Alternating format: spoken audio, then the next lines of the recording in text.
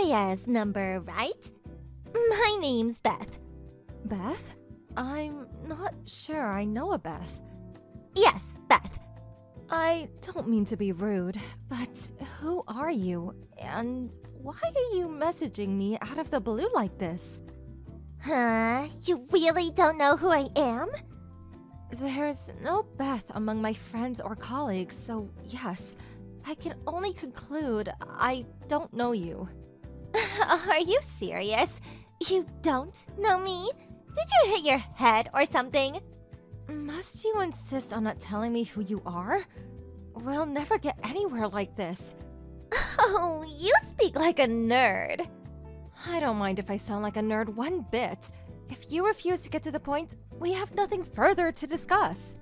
No, wait. Fine, I'll get to the point. You gave birth to Zach's baby, right? I saw it on Facebook.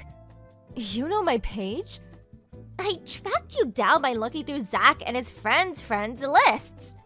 I see. Anyway, a nice job on the birth. You did great. I'll be coming to collect Zach and his son now. Excuse me? Excuse me? Which part did you not get? It's only natural to request elucidation when presented with such an outlandish statement, is it not? Why would I hand over my husband and son to some stranger messaging me out of the blue? You're the stranger here. I don't follow. Don't get me wrong. Do appreciate you giving birth to Zach's son for me, but I'll be taking them now. What? Why would I give you my newborn baby and husband? They have nothing to do with you, and you're making no sense. It's not going into that thick skull of yours, is it? The baby's been born now, so you outlived your use. Thanks for that. But I'll be taking over from here. We don't need you anymore. You're fired. Make this easy on yourself. Just hand over Zach and the baby and get out of the house. Are you insane? You still don't get it? I think you might actually be lacking in brain cells. I'm pretty sure that's my line. What the heck do you think gives you the right to demand I give you my newborn baby and husband? Isn't it obvious? I'm his real wife. What? I can't have kids on my own, but you must know how Zach needed to produce a successor to take over his dad's company. Which is why we had you act as a surrogate for us. A surrogate? What the? Aw, sorry to say it, but that means we're done with you now. Thanks for laying the groundwork for me, Zach, and our little one to live out the rest of our lives in happiness. But I'll be taking up the wheel from here, so you need to hurry up and get out of the car, if you catch my drift. By that, I mean he's divorcing you. LOL. Oh, yeah. That reminds me, I have to thank Zach for his efforts in tolerating you all this time so me and him could realize our dream of having a baby. We have our entire future to discuss. Hey, Zachykins. Long time no see. It's me, Beth. Huh? Beth?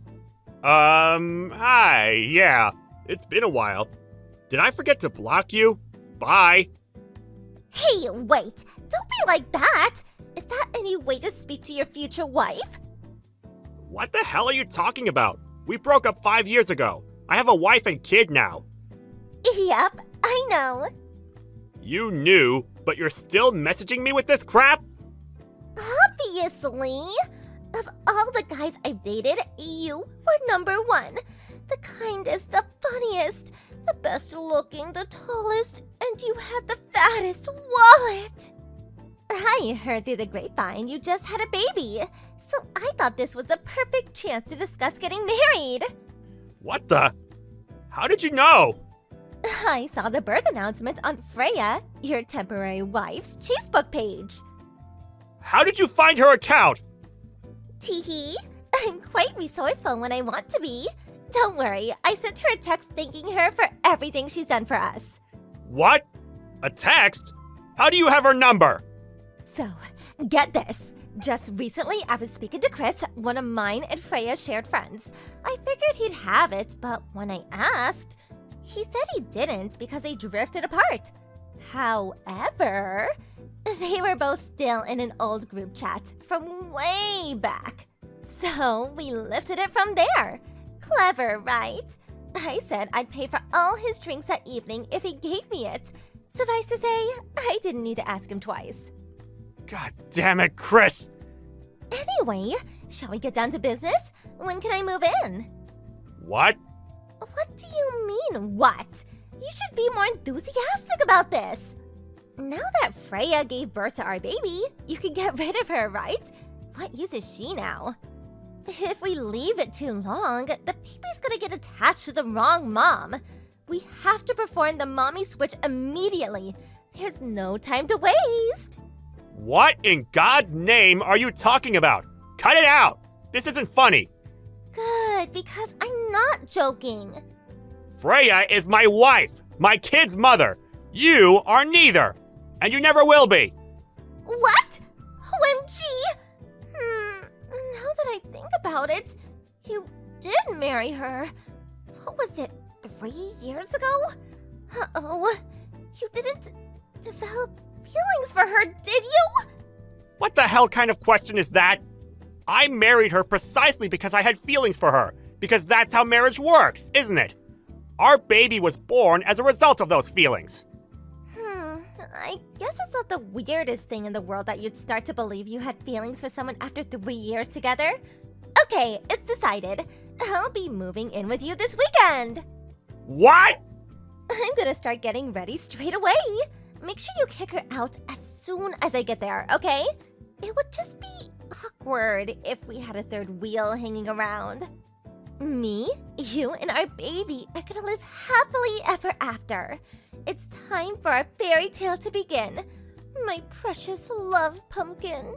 You'll remember the feelings for me, and the flame of our passion will be reignited before you know it. I'm sure of it. Do not come to our house! Okay, baby. See you this weekend. Freya? You didn't happen to get a weird message from a woman called Beth by any chance, did you? Zach. Yes, I did. She said she's your real wife. She said I have to give her our baby. That I have to give her Matthew. I can't deny it, Zach. What she said terrified me. I locked myself in the bedroom with Matthew. That woman! I can't believe she said all that crap to you. And barely 5 minutes after you've given birth. Who is she? She was one of the junior employees at the company I worked at before I changed jobs. For a time, she was my girlfriend. What does "for a time" mean? We only dated for 3 days. She started pestering me to buy her a $250 bag the day after she asked me out. She was so relentless that any interest I had in her basically disappeared straight away. The day after that, I found out she was cheating on me. I broke up with her on the spot. She begged me non-stop to get back with her for the whole 6 months until I left the company. It was so severe, I'm pretty sure I could have reported her to the cops for harassment. I see. That explains a lot. Okay, I understand. Do you believe me? Of course I do, honey. I'm not gonna lie. I was a little shocked at first. But when I calmed down and thought about what she was actually saying, I realized it was full of contradictions. Contradictions? First of all, she seemed to be completely unaware that your dad's company had gone bankrupt. Really? Yeah, she said you needed a son to inherit the business. When I realized that, it dawned on me that she probably also didn't know you married into my family and took my name. I see. Anyway, I'm just happy you were able to keep such a cool head and think things through logically. I'm so sorry to drag you into my past, babe. I know this is the last thing you need right now. Don't be silly, Zach. You have nothing to apologize for. Nothing you could have done would have prevented your psycho ex and this creepy baby-stealing crusade of hers. Thank you. I feel a lot better hearing you say that. That said, I have absolutely no idea where she is or what she's gonna do. and she's clearly got a screw loose. So I think it would be best to take a few precautions just in case she does anything dangerous. I couldn't agree more. I just got off the train. I'll be home in 10 minutes. Okay, got it.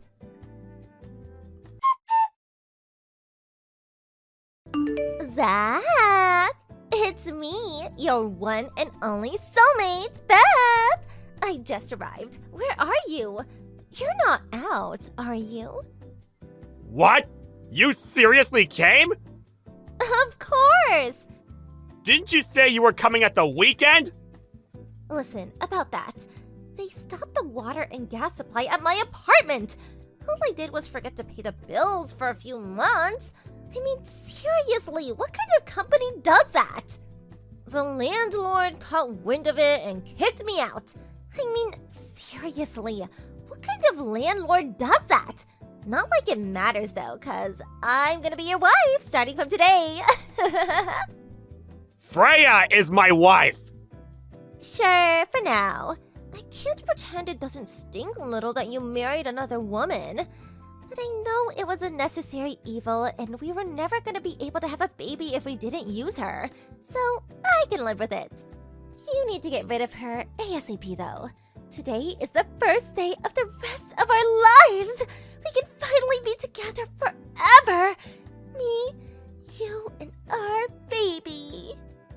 Let's build a life full of warmth, love, and happiness. By the way, where are you? In front of your house, sweetie. I rang the doorbell, but you or Freya are nowhere to be seen. We're both at home. Huh? Really? Open the door then, silly. I'm gonna freeze out here. That's strange. I can't see anyone outside. What? You can't? That really is strange. This is the place your parents gave you, right? Huh? Oh, my parents' place. Well, that explains it. That's not where we are. Oh, I see. Well, I don't mind waiting. I'll be here till you get back, okay?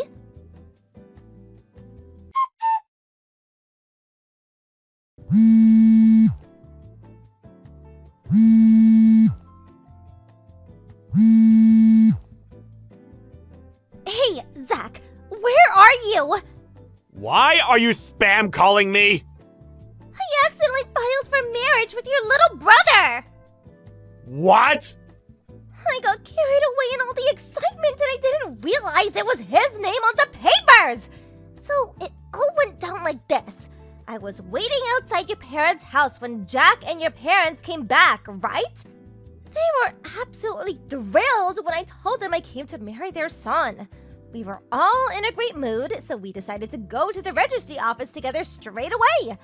I mean, no time like the present, right? But just as I was checking through the documents at reception after everything had been finalized, I realized the name written on the husband column wasn't Zach, but Jack! What am I supposed to do now? This can't be happening! Where does this leave our plan to live a happily ever after with our new baby? We have to do something! Sorry, but this has nothing to do with me. Fix it yourself. Why? I'm not in contact with any of my family. I cut them out of my life way back. Huh? What the? Why?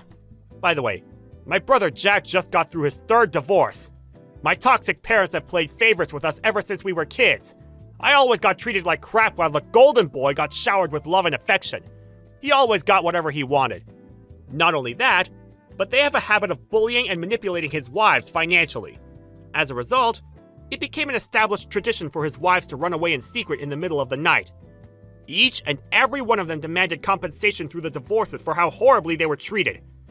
Word of my parents' behavior made its way to my dad's company, and its reputation took an enormous hit, which it proved incapable of surviving. That's why it went bankrupt. Your dad's company went bankrupt? All he has left to show for the years of blood, sweat, and tears that went into building it now is debt, and lots of it. Debt? I gotta admit, I didn't think anyone would be crazy enough to marry into that family again. But needless to say, they didn't give up in their hunt for new victims.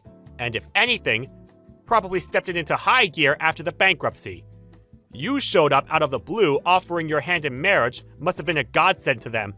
It's only natural they'd be over the moon. You should have been more specific about which son you meant. Wait,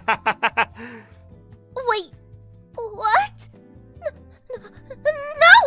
You're my husband, not Jack! You! Save me quickly, please!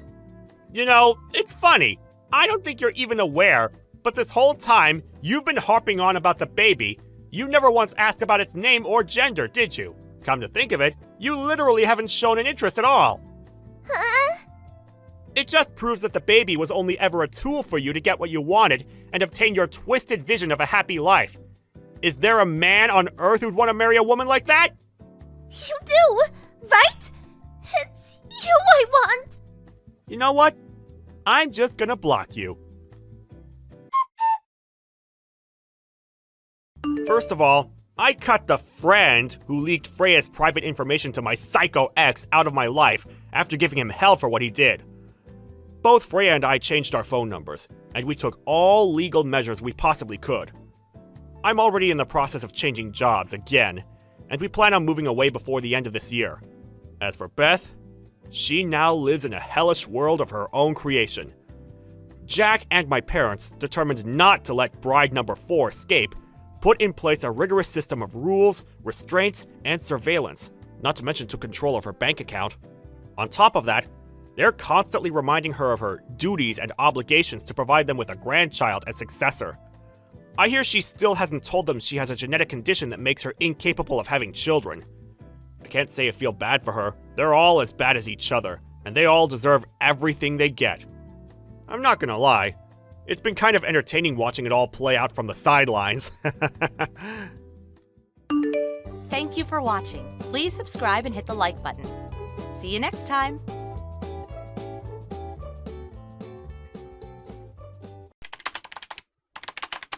Melissa, I want a divorce.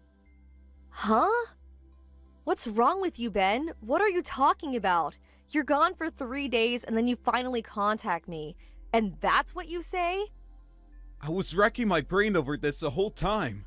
I had to be true to myself, but then again, if I say it, there is no turning back. But I finally made up my mind, and before I lose confidence in myself again, I decide to come right out and say it. Oh, yeah. So why? What's the reason for this sudden life-altering decision? Yeah. Well, there's this girl. And I kind of like her. No, I love her and I want to marry her, so her name is... Tammy, right? Huh? Why did you... You're really dense, aren't you? I knew a long time ago that you and my little sister Tammy were sneaking around behind my back. I wanted definite proof, so I even hired a private investigator to check you guys out. Huh? But how? Where did we screw up? Actually, it was pretty easy. Tammy wasn't really discreet about the relationship. As a matter of fact, I'm pretty sure she wanted me to find out. You're not serious. She would upload photos to Instagram, sort of hinting at the relationship. You should check it out for yourself. Hinting? What do you mean? I saw those photos. There is nothing outrageous. Look a little closer. There are little messages in there. There's one where you turn it upside down and it reads, "I love Ben." Just the other day, she uploaded a photo with the caption, "Dinner with my boo," and I could see her reflection in the wine glass. Holy crap! Are you serious? Like I said, I hired a private investigator to check you guys out and to collect all the evidence. I'll give you that divorce, but you will pay for it. Literally. Pay for it? You mean pay compensation? Bingo! If you were racking your brains to finally come to a decision, you must have thought about that.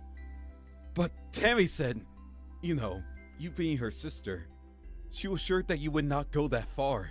They wouldn't demand compensation. Sorry to disappoint you, Ben. Reality is a bitch. My lawyer will draw up papers for the compensation demand. It makes no difference if you're family or not. You have to face up to the consequences. You're living at Tammy's place now, right? I probably won't get much out of you with your meager salary. But my lawyer will be visiting you, so I suggest you take his advice. or this thing will go to court and it will just cost you more time and money, and less time with your beloved Tammy. I urge you to do the right thing. Hey sis, how are ya?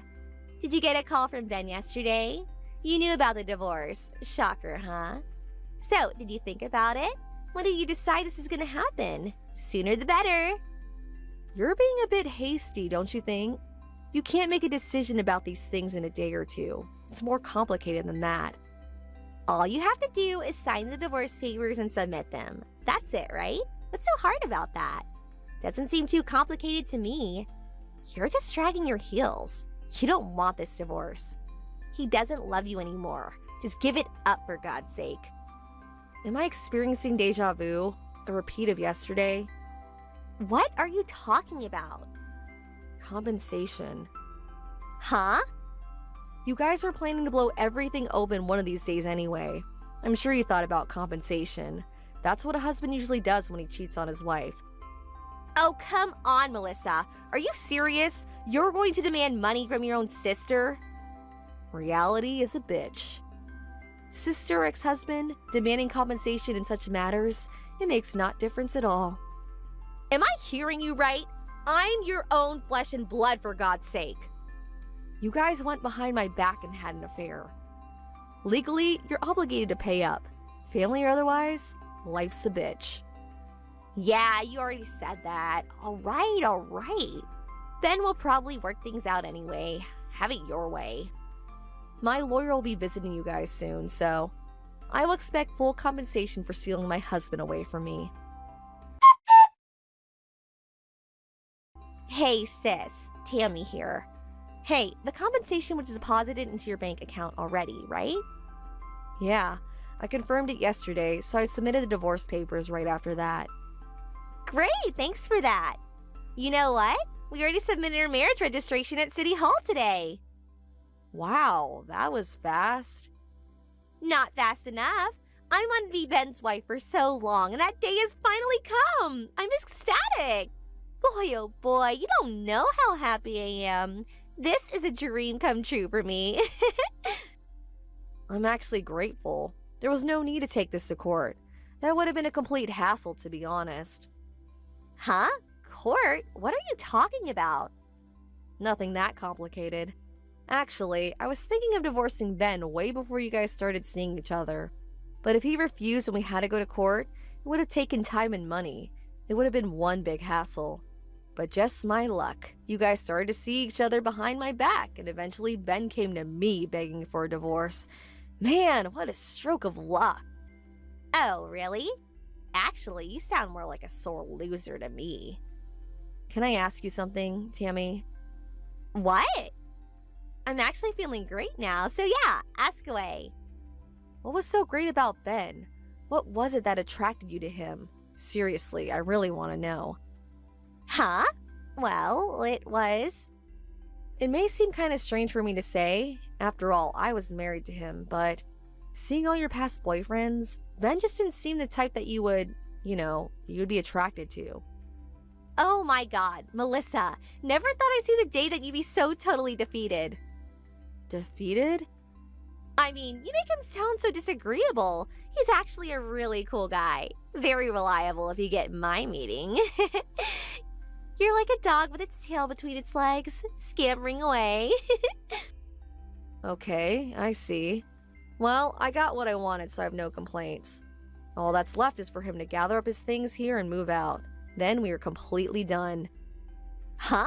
Hold on a second, Melissa. It's you that has to gather up your things. Huh? Now why would I do that? Come on, sis. That house. Ben bought that house, right? It's in his name, right? The house is way too big for you alone.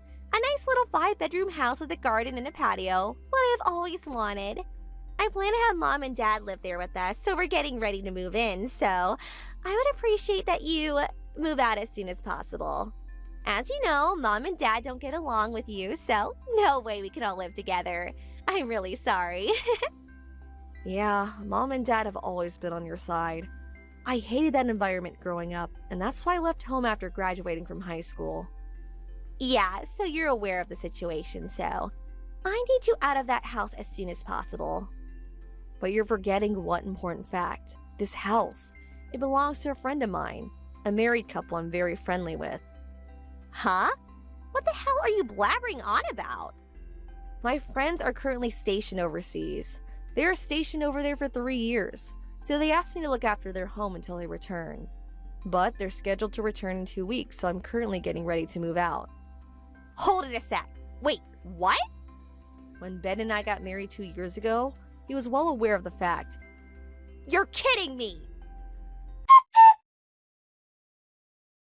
Hey, Melissa. Please pick up. Let's get back together. Please. I told Tammy and her parents that my part-time job paid $1,200 a month. They almost crucified me. Wow, I saw it coming, but that was fast.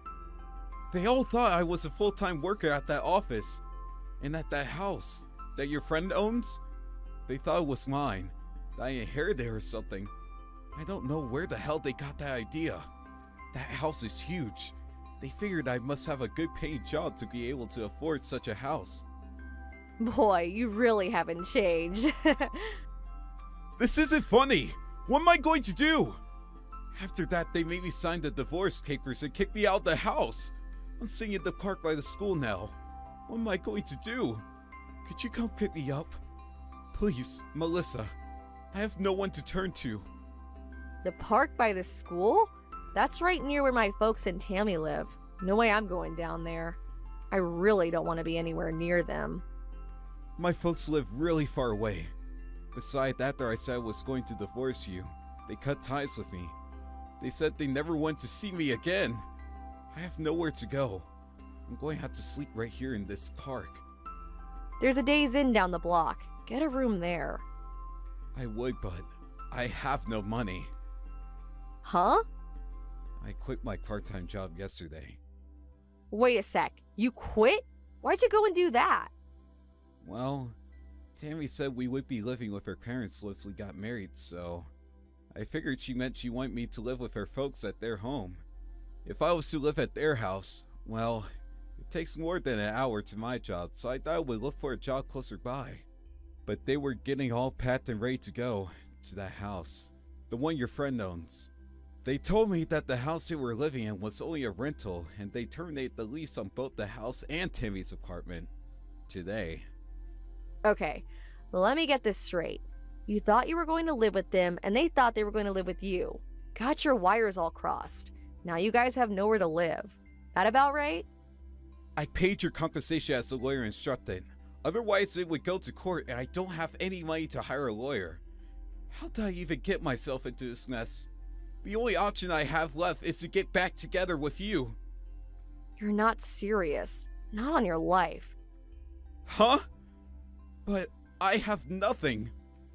Now that it's all come to this, ever since the company you worked for went bankrupt, you've been content with that part-time job, not bothering to look for a real job. My take-home pay was way better than yours. You treated me as if I was your ATM machine. Always asking for handouts. I was getting sick and tired of it. I wanted to divorce you even before I found out you were cheating on me. Please, give me another chance. I'll look for a full-time job right away, so please help me out here. A little late for that, don't you think? I never want to see you again. See ya! Please, Melissa, don't abandon me. I'm sorry. Melissa, you there? You said you were moving out of that house. Where are you going? Give me the address, right away. Excuse me? I have no reason to tell you. Why would I even tell you guys? If you don't tell us, what are we supposed to do? Sleep in the park? I have no idea what you're talking about. I really have to go. We were planning on living in that house. We already terminated our lease on the house and I moved out of my apartment last week. So we have nowhere to go. So, the only place we have left is to live at your new place. So come on, give me your address. That's not going to happen. Huh? Why is that? I can't believe you. Your family's in trouble and you're not going to give us a helping hand? You're cruel. You really think I'm going to help a sister who stole my husband and my so-called parents who encouraged her? Who in their right mind would help people like you? Family or otherwise. Anyway, we cut all family ties, right? You people mean nothing to me. Okay, then I will reinstate you as a family member. How's that? We could be one big family again. So tell us where you're moving to. Sorry, but I would rather you not reinstate me. I have no intention of being part of this so-called one big family. Huh? But... Besides, the place I'm moving to is my company dormitory. I can't have strangers sleeping over. Huh? A company dorm? Yeah, it's a woman's only dorm. There are strict rules, especially regarding unauthorized people living there. There's a custodian in the lobby that checks employee IDs. What? When did all this happen? Why you? Why do you get special treatment? What about us? What's the problem? Just find another place to live. Lease a house or get an apartment somewhere. Maybe you can get Dad to ask his company. I'm sure they have employee apartments, temporarily even. He should get advice from his company. I'm sure they'll help him out somehow. Mine did. Dad quit his job last month. Excuse me? He thought Ben was making loads of money, so he figured Ben would support him and we could live in that big house. He didn't think it was necessary to work anymore, so he retired early. He got a paltry retirement pay, but after paying you, well, there was not much left. My God, you guys really screwed things up. What am I gonna do, Melissa? Please help us out. It's the least you can do. Please, don't come begging to me for help. Huh? I will say this one last time. I have no intention of continuing any family relationship with a sister who stole my husband and parents who backed her up. I have no family. Simple as that. Come on, please, Melissa. We're family. Don't abandon us. After that conversation, I thought that was the end of it, but the next day, my sister and my parents came barging into my office demanding to see me. Fortunately, I was not there. I retired from that company years ago. That was my old place of employment, but they still accused the receptionist of lying and insisted that she bring me out. They continued in this vein for hours until the police were eventually called. A relative was finally located and had to come to the police station to bail them out. They reluctantly returned to this relative's small farmhouse in the countryside. The relative's house is quite a distance away, so I will probably never see them again. As for Ben, he talked his way into a friend's place for a few nights, which apparently turned into a few weeks. On top of that, his friend borrowed money in his name and, one day, just up and disappeared, leaving him holding the bag. Well, he ended up being in debt to some scary people. I hear he's working his butt off at one of their warehouses somewhere. Not a very promising environment to be in. I would hate to be in his shoes. He's still young. Maybe he'll make it out alive. Thank you for watching. Please subscribe and hit the like button. See you next time.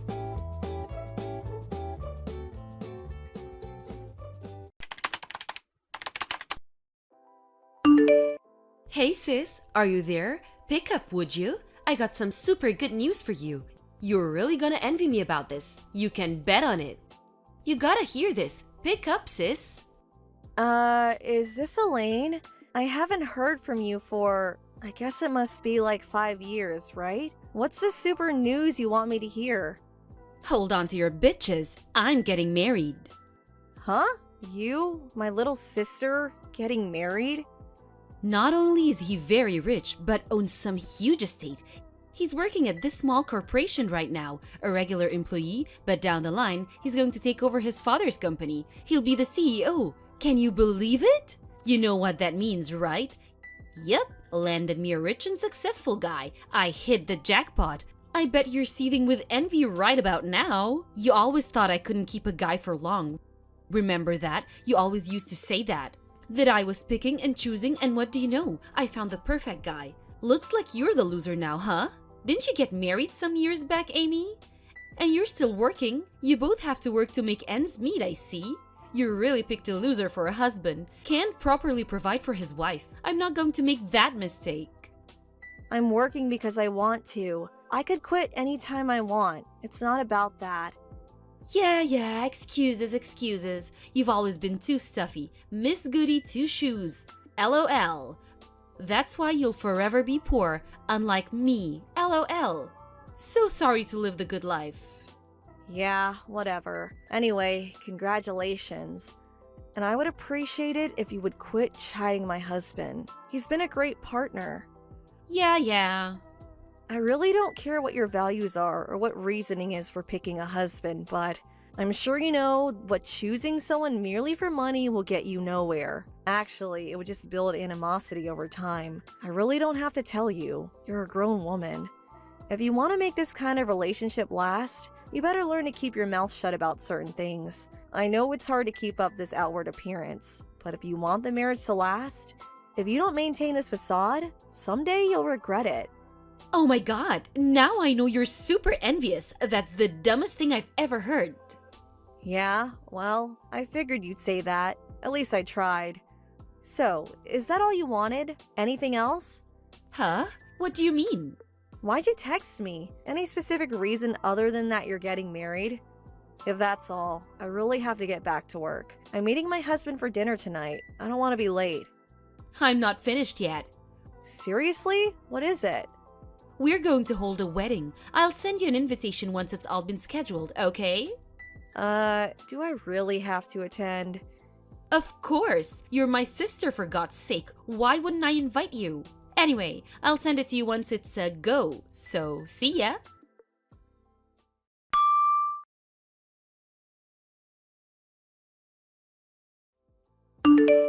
Hey, Elaine, can we talk for a second? Hello, Amy. What's up? Something wrong?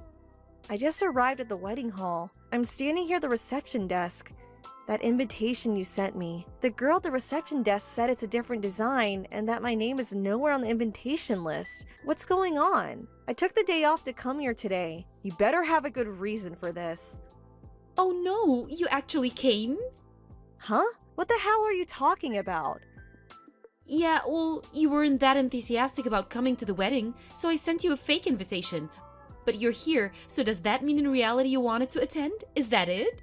Yeah, well, I don't blame you for wanting to come, but I thought you'd just toss the invitation in the trash, so... My fiancé's friends are all real successful people, rich, prestigious families. Bet you wanted to mingle with them, LOL. But it wouldn't really look great if my sister is seen trying to snare some eligible guy during the reception. Just wouldn't look good. So, sorry, but there's no place for you here. Hello? Haven't you forgotten something? I'm married, for God's sake. Why would I be looking for an eligible guy? Leaving that aside for now, why would you even do such an awful thing to your sister on your own wedding day? I just wanted to teach you a lesson, that's all. However, if you pay us $10,000 for the privilege of attending the wedding, well, I could prepare a seat for you, but there's no way you can come up with that much cash. $10,000? Are you out of your mind? I'm not gonna pay that. I'm leaving. Goodbye. Go right ahead. Losers aren't welcome here. Good riddance. See you around. Maybe I'll see you at the homeless camp under the overpass one of these days.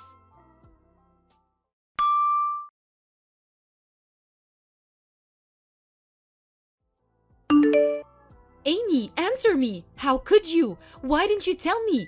If I knew from the start, I would have invited you. No problem. So why?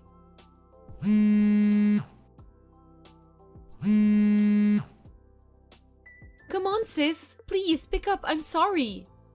What do you want? Aren't you right in the middle of your wedding about now? What's up? Don't act all innocent. You knew that this wedding was called off, and you said nothing. How could you? Huh? Seriously? I was wondering if there was a possibility that this might happen, but I guess it happened. Why didn't you tell me sooner? How could you hide such an important fact from me? You never told me you knew my fiancé. Dennis, why the hell do you even know him? But what's more, the company that Dennis is doing business with, the CEO of that company, you're this guy's wife? When the hell did this happen? That company is Dennis's top client. This is the first time hearing about this, and you said $10,000 was too much for you? Yeah, right, like the wife of a company CEO, and a major corporation at that. That's chump change for a guy like that. Why the hell are you this guy's wife anyway? It doesn't make sense. You're supposed to be poor, for God's sake. You're super rich. Oh, about that. Yeah, I have the money, but not for you. Huh? Anyway, there was really no reason for me to announce that I'm the wife of some CEO. What's the difference anyway?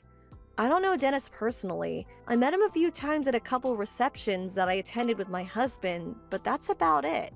I just happened to run into your fiancé as I was leaving. He recognized me right away. I was not sure who it was. I knew the name, but didn't put two and two together. That's when I found out that you had canceled my invitation due to me being sick or something, and I was taken off the invitation list. Huh? Dennis? He came up and talked to you? Yes, I was quarreling with the receptionist when he spotted me. He asked me what the problem was, and I simply explained the fact, that's all. What? Are you for real?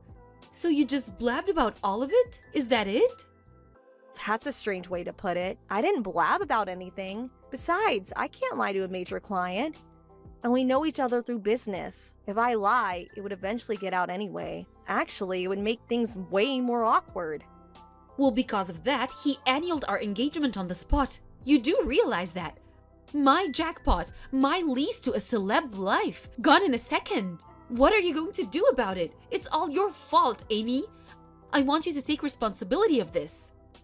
I did nothing wrong. I'm the victim here. I was the one who was scammed into attending the wedding, for which you canceled at the last minute. You knew what you were doing from the get-go. It's your fault. No if or buts about it. I don't want to hear it. You never wanted me to be happy. You're so cruel. I want you to take full responsibility. I want your husband, divorce him, and have him marry me. He's way richer than the guy I was going to marry. This would be a way to get back at him. I'll show him. I'm willing to let all of this pass if you divorce your husband and you talk to him into marrying me. Hold it a second. What exactly do I have to take responsibility for? I don't get it. You blabbed about me. You have to take responsibility for ruining my wedding. You give me your husband and I sweep this all under the rug. It's a win-win for all. That's the most irrational thing I have ever heard. Huh? It's not irrational at all. I must admit, you are pretty, but your brain certainly isn't working right. Maybe you should see a psychiatrist? Are you insinuating that I'm deranged or something? All responsibility lies with you, Elaine, and only you. No way. It's all your fault. Okay then, let me ask you this. Do you know why Dennis annulled the engagement? Do you even know? Huh? Well, that's because you... What did I do? Huh? Well, you... Yeah, I figured. What I really want to say is, figure it out for yourself, but it wouldn't seem right to cause additional discomfort to Dennis and his family, so I'll do my best I can to enlighten you. He was upset that you purposely invited me to the wedding, but then at the last minute revoked that invitation. You're snickering with satisfaction as I was leaving. The way you degrade someone who works despite being married as being poor. But what's more, it was your attitude toward him. Your only concern was with his money and his status in life. That's the only thing you saw in him. He finally saw through that. He couldn't go live the rest of his life with someone so despicable, so lacking in moral values. Huh? Everyone knows that being rich is way better than being poor. See? That's what I mean. Huh? I can't understand you, sis. Always the straight arrow. This is the real world. Dennis is a good person. He finally saw your true intentions. He was completely turned off by you. It's like you pulled off your mask and revealed your true self. He couldn't bear to even being in your presence after that. I really don't blame him. That's why I haven't seen or cared to the last 5 years. Actually, I thought I would never see you again. I have no idea what you're talking about, and Dennis can just shove it. I can find a way better guy. Well, maybe someday you'll come to your senses. Just think all about what I told you and reflect on it. I suggest you hold off on marrying until you truly come to grips with your perspective on life. If you don't, you won't get very far. Don't lecture me about life.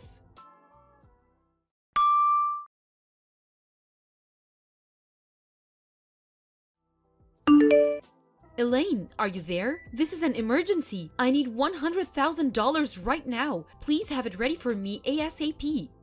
Huh? $100,000? Are you crazy? I need it within the week. Get it ready for me, you got it? Like I said, are you crazy? How can I get that kind of money ready? Come on, Emmy, you're the wife of a CEO. $100,000 is nothing for a guy like that. He's probably worth millions. If you don't do as I say, I'm gonna spread rumors about you, that you're a cheapskate. What's the money for anyway? I got a call demanding that I pay for the whole wedding that was cancelled. They said it was my fault that this happened and that I would have to cover the entire cost. I can't pay such a fortune. And I was also seeing this other guy, and I guess they found out about him. Another guy? Seriously? So I have to pay the cost for the wedding and for cheating on him. Man, I thought what you did to me was bad enough, but wow. I couldn't help myself. They were so cool and handsome. Huh? I would have married one of those guys, but they were, had no money. Wait a sec. Did you just say they? You were fooling around with more than one guy? It was 3 guys. What can I say?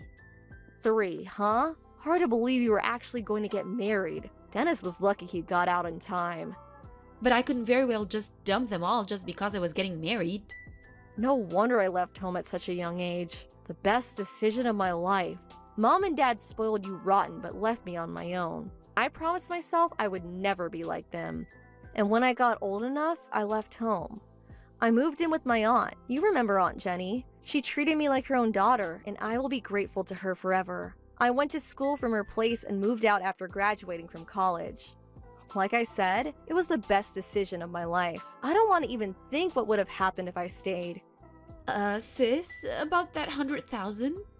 You're going to have to work that out yourself. I have no intention of giving you a dime. I can't do this on my own. Well, there is nothing I can or will do. Sorry. How can you be so cruel, sis? Get your act together, for God's sake. You're already 26 years old, for crying out loud. It's your responsibility. Face up to what you did. No more running away, Elaine. I can't. Please, help me out. See you, Amy. Nice knowing you.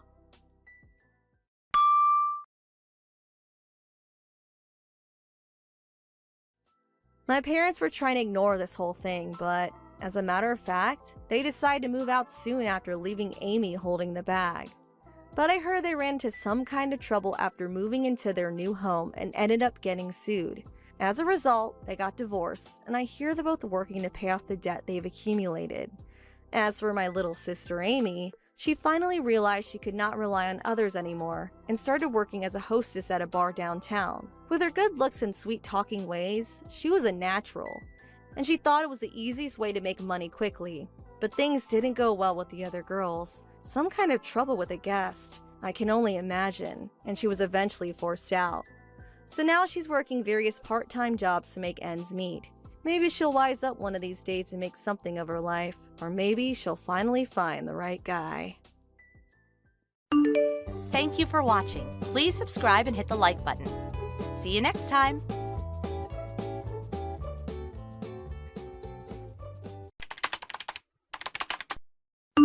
Hey, Terry, are you there? You do realize that this is my parents' home. We're already divorced, so I want you out of there ASAP. How much longer do you plan to stay? I want you out. You've practically taken over the living room. Are you out of your mind? The place looks like a total pigsty. Is it you again, Erica? Why you keep on harping on and on about that? For your information, I do not plan on leaving. Why not? Because Mom said so. She said that once you get married, the wife provides everything to the husband. That's apparently the accepted practice. So, even though we are divorced, you were once my wife, and everything you own has been transferred to me. Are you nuts? I've never heard such hogwash in my life. Did your mom grow up in the Middle Ages or something? Besides, this is not my house. It's my parents' place. They've got nothing to do with your hokey-pokey beliefs. I'm gonna say this one more time. Once we're married, what's yours becomes mine, even if we're divorced. Therefore, the house now belongs to me. I want you out of my house ASAP, you parasite. Parasite? Have you totally lost it, Terry? You're an unwelcome bug. Where'd I put that bug spray? I really should have this whole house fumigated. Terry, you've totally gone wacko. You really should see a doctor. Just get the hell out of my house, please. That's my line. Lee, would you please? For God's sake. Besides, the baseball game's about to start. Okay, that's enough texting for today. I'm gonna crack open a nice cold beer and enjoy this game. So, get lost. Please, just pack your bags and do a vanishing act, would you? Terry, come on! This is nuts! Terry, are you there? Answer me for God's sake. I just got home from work and my keys don't work. Did you go and change the locks? Hey, back from work so early? You didn't, did you? Change the damn locks? That's right, I changed them. You just wouldn't listen to me, so I took drastic measures. It was the only way to keep you out. Man, you've really gone too far. How many times do I have to keep repeating myself? This is my house! And how many times do I have to keep denying it? This is my parents' house. And also, I just saw our nameplate outside. Did you really use a magic marker to scratch out my name? You've gone completely unglued. What else can I say? Well, that's about all I could do for now. I'll have a proper one made later. Just the first step towards establishing my ground. You have no legal right to be doing this. You do realize that, right? Just open this damn door. No, can't do. This is my house, remember? Oh yeah, I forgot to mention it, but my mom is also moving in next month. Excuse me? What? I had no choice but to kick you out. You're like a stubborn stain that just won't come off. I need a super strong detergent to get that darn stain off and for good. Are you trying to take over this house? Like I said, this is my home. I'm not trying to take it over. It's already mine. If you have nothing else, please get lost. Terry, you're going to regret this. Finally gave up, I see.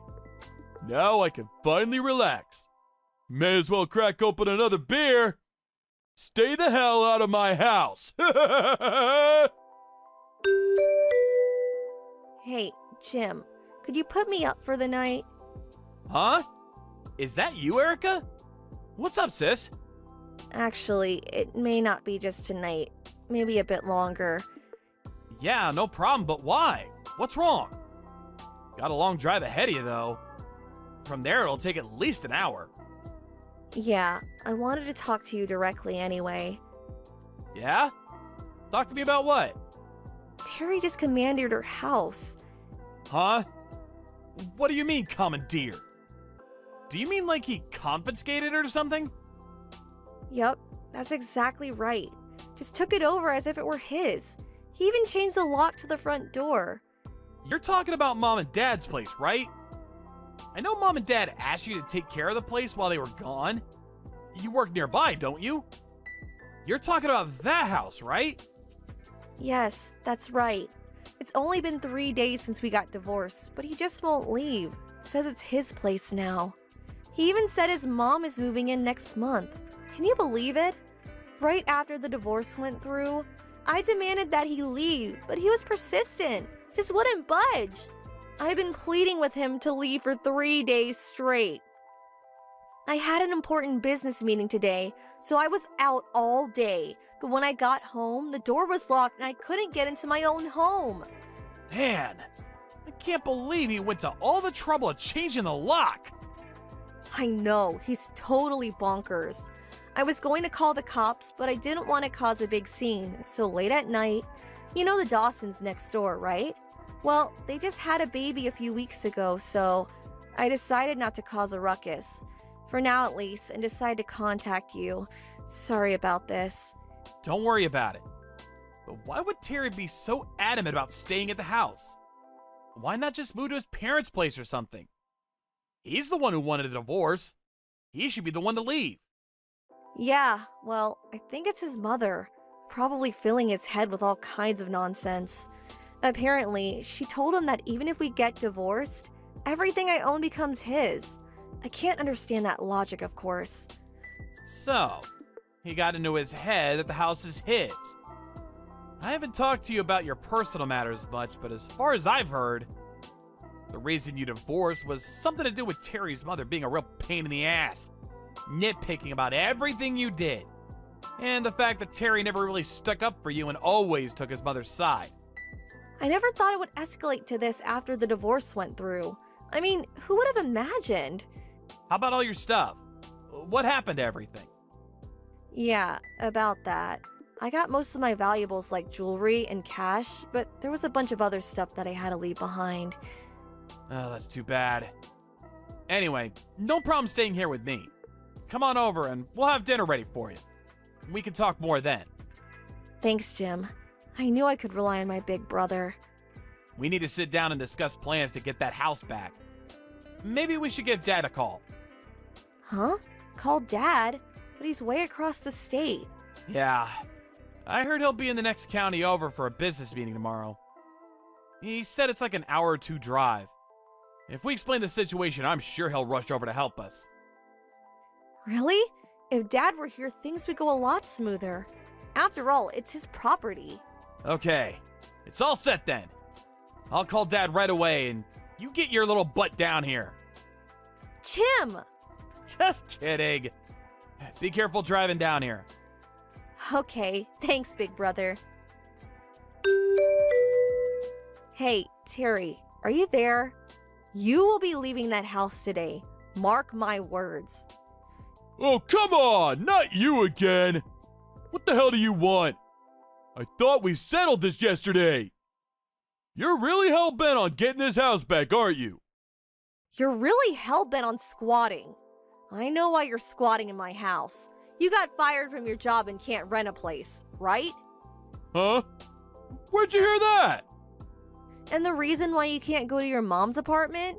It seems she's heavily in debt and can't pay the rent this month. So she's getting kicked out.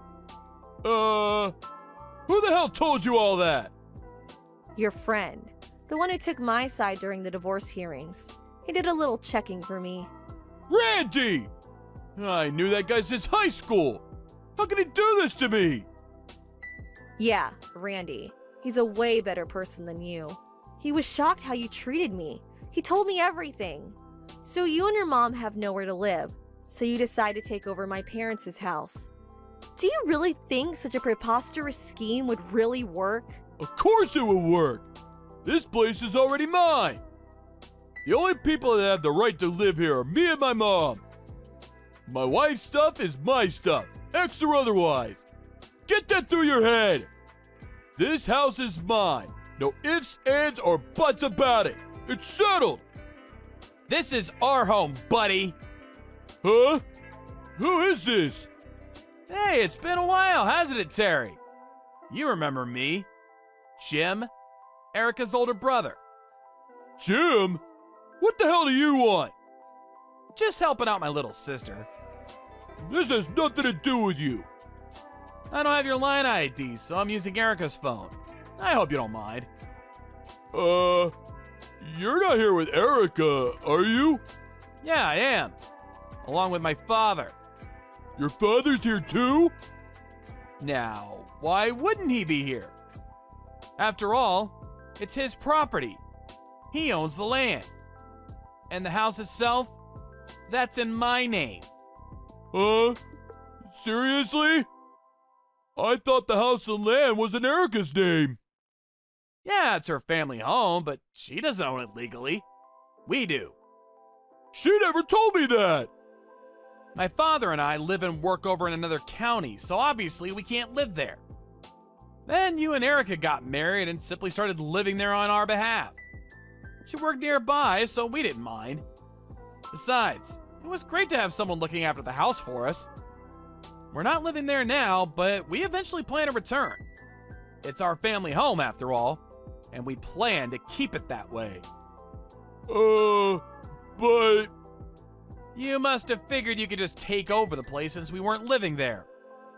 Well, I was just trying to... Alright then. How about this? I'll get back together with Erica. Excuse me? Are you saying you guys are gonna get married again? The divorce just went through 3 or 4 days ago. Yeah, well, it happens a lot, right? Just a difference of opinion, but we still love each other. We'll invite my mom and we can live as one big happy family. Problem solved. I heard the reason you guys got a divorce was because of your mom. She really did a number on Erica. Drove her nuts, I hear. Huh? No. My mom never. And you never had her back. Always sticking up for your mom. Must have been really lonely to have no one to comfort her.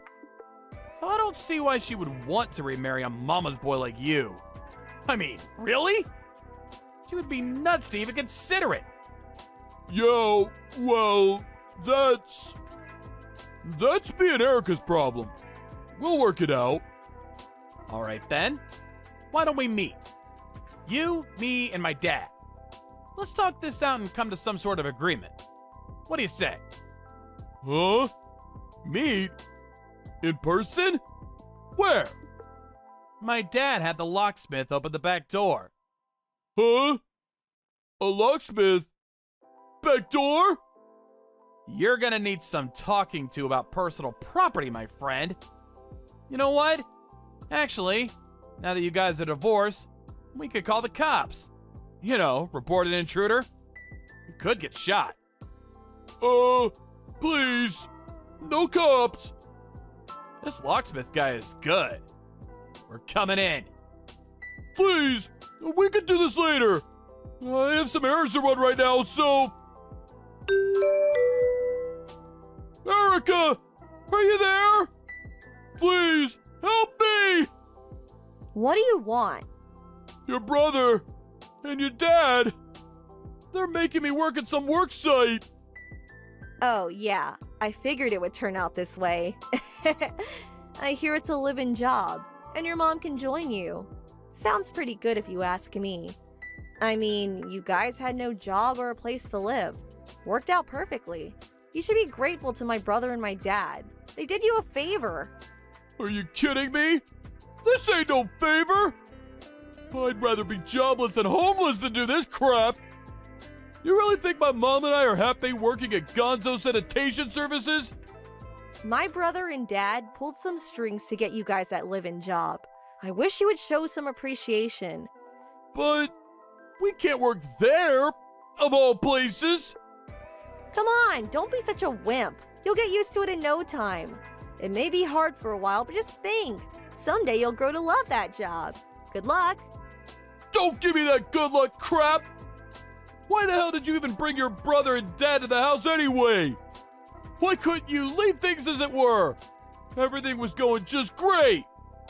All you had to do was keep your mouth shut, hand over the house to me. Nobody would have been the wiser. But you had to blab about this to your brother and your dad. What's wrong with you? Do you still not understand? What are you talking about? The house. It's in my brother and father's name. It's not mine and it's certainly not yours. Get that through your dim-witted head of yours, would you? I'm sick of repeating myself. Even if I simply said, okay, Terry, I'll give you the house. Do you really think that would pass? I could point at the house next door and say, that's yours. Would that make it yours? Same thing. Yeah, well... You really need to catch up on some basic rules of society for God's sake. Well, you got plenty of time to think it over with your mom. Good luck. Hold on a sec, Erica. So long, Terry. Have a good life. Please, Erica, don't abandon me! Terry was texting me like that while packing up his stuff. My brother and my dad kept an eye on him while he got ready. They obviously suspected he was texting me, trying to get me to reconsider. I gave my brother the text exchange later on, and he handed the transcript to Terry's new boss, who used it as future reference. As part of his employee training, I suppose. As for Terry's mom, she had accumulated considerable debt. I hear she's working hard to pay that off by working double shifts as part of the road crew. Oh, and my father had several cases of expensive craft beer that he had collected and stored in the fridge down in the cellar. When he found out that practically all of it was gone, he went ballistic. He had even ordered several cases from Europe, some rare, hard-to-get brand. Some of it was very rare, irreplaceable, I heard. It was all valued at more than $10,000. Terry was utterly shocked to get the bill. He figured it was just your usual Bud Light. All I could do was shake my head in disbelief. Thank you for watching. Please subscribe and hit the like button. See you next time.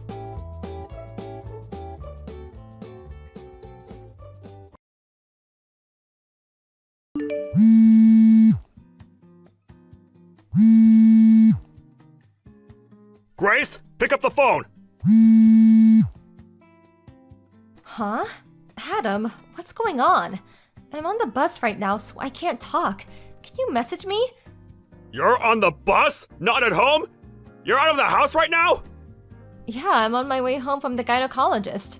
It'll be arriving at F Station, the last stop, real soon. No, you can't go to the train station! Abort! Abort! You have to get off the bus now! Huh? Pull the stop cord! Have the driver stop where you are now and get off as soon as possible! After that, you need to escape to your parents' house! Huh? My parents' house? Escape? It would take me an hour to get to my parents' place from here. But in any case, it still involves going to F Station. No, you can't get on the train! But our baby's due this month, and I'm way too pregnant to be driving myself. Get a taxi! What? I don't have anywhere near enough money in my purse to afford a taxi journey that far. Leave it to me. I'm gonna call your parents. I'll tell them to expect you, have them pay the fare, then give them back the money myself later. Please, Grace, you have to listen to me! But Adam, you said escape. What does that mean? Why are you in such a panic? You're scaring me, babe. My mom found our new address! What? I got a call from my brother. One of our loose-lipped relatives carelessly said more than she should have, and now my mom knows where we live again! I pulled the stop cord and got off the bus early. Good. Now you have to get a taxi! Do not get on the train, whatever you do! And don't go anywhere near the house! It's compromised now! Got it. Hello, Grace. It's been a while. This is Adam's mother, Barbara. Huh? Barbara? That's weird. I could have sworn I blocked you. Uh-huh, so you did. I knew it. I didn't want to believe you'd do such a thing, but no matter how many messages I sent, there is no red mark and not a single reply. You've got some nerve to block your own mother-in-law. Just who do you think you are, young lady? Do you have any idea how much trouble I had to go through to change my number? I had to buy a new phone. Did you forget that me and Adam said we didn't want you in our lives anymore and broke off all contact with you? Of course I didn't. However, I never agreed to it in the first place, which is why I still fully intend to be part of your lives. I see. So I suppose that means what me and your son want is irrelevant then? I'm the one who asked the question here. Oh yes, that reminds me. I heard you're pregnant, is that true? And you're a month out now? Girl or boy?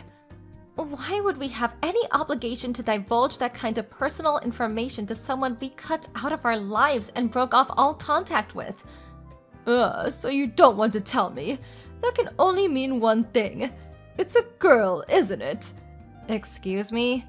If it really is a girl, you'll be putting it up for adoption. Adoption? Not only that, you'll also be divorcing that good-for-nothing Adam and marrying my eldest son, Cedric, instead. What?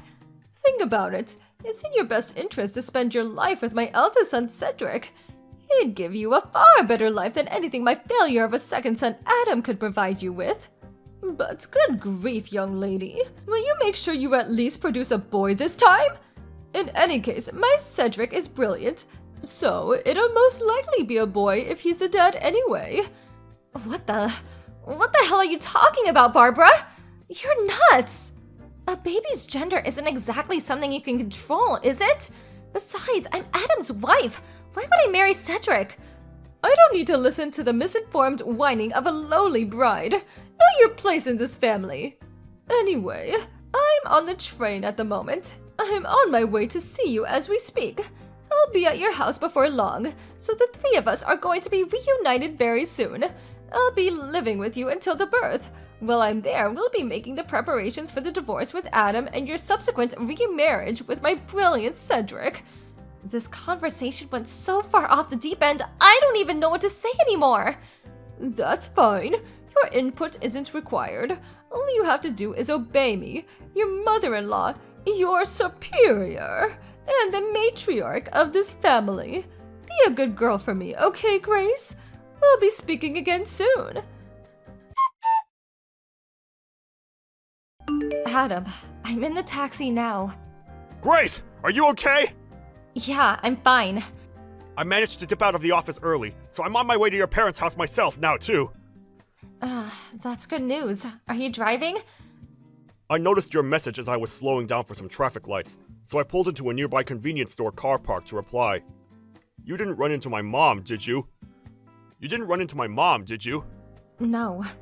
But I think it was a seriously close call. Huh? How do you mean? She sent me a bunch of messages just now. Seriously? Didn't you have her blocked? I did, but apparently she bought a new phone and changed her number so she could message me again. She really will stop at nothing. What did she say? Where do I even begin? Well, firstly, she thinks she's living with us until the baby is born. Oh yeah, and she also says I'll be divorcing you and marrying your brother instead. What? That's not even the last of it.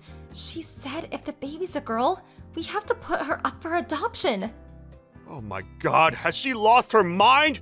I thought having her blocked all these years might make her reflect on her behavior for a change, but if anything, she got worse. I'm so sorry for all this, Grace. To think this is all going on at such an important time, you already have enough on your plate without having this crap to deal with. I'm fine, really. Thanks to your quick thinking, I was able to change course before running into your mother. If not for your message, God knows what kind of mess I'd be in now. I'm just pleased it got to you in time. I really am sorry. It's fine, honey. Thanks for looking out for me. It really means a lot. Grace, I'm not happy with you. Pretending to be out? Seriously? What grown woman behaves like this? Come to the front door and let me in now. I'm well aware this is yours and Adam's apartment. You can't run anymore and you can't hide. Hey, are you listening to me? Let me in. I'm not going anywhere until you let me in. So you may as well just be an adult about this. Come out and face the music. Mom, long time no see. Is that Adam? Please tell me you're not still in front of our apartment. What do you mean? Of course I am. I intend to wait here patiently until Grace lets me in. And believe me, I can be very patient when I need to be. Listen, here's the thing. Grace isn't there. Huh? Come on, Mom. You must have been there, what, over an hour by now? Did it not occur to you that we might be out? Don't talk such nonsense. It's only natural that your wife would wait at home to make the necessary preparations to entertain me, your mother, her superior, and the matriarch of this family. On the occasion of our reunion, no less. Not only that, but I heard she's due to give birth this month. You can't expect me to believe she's going out, gallivanting in the distant lands while 8 months pregnant. No, she's probably in there now trying not to make any noise. The coward! No, she really isn't there. So you're wasting your time. Good grief. I've said it before and I'll say it again. That girl needs to have more awareness of her duties as a wife if she's going to be part of the family. She needs to be retrained when she marries Cedric. We can't have him having to put up with the same slovenly behavior that you do. Yeah, Grace told me all about these weird ideas of yours. The problem is, Cedric has no intention of marrying her. Oh, you do say some moronic things sometimes, Adam. He normally has no interest in women, but he's always so very kind to her. I've never seen him that way with a girl before. That can only mean one thing. He likes her. It's my job as a mother to make the eldest son happy, which means the two of them have to get married. It's the only thing for it. I guess that means my happiness is irrelevant because I'm the second son then? That's a very you thing to say, Mom. I see you haven't changed a bit. One thing you don't seem to be aware of, though, is that it was Cedric who introduced me and Grace in the first place. Huh? It was? She's a longtime friend of Cedric's girlfriend. What? Cedric? Girlfriend? My Cedric had a girlfriend? Has. They're still together.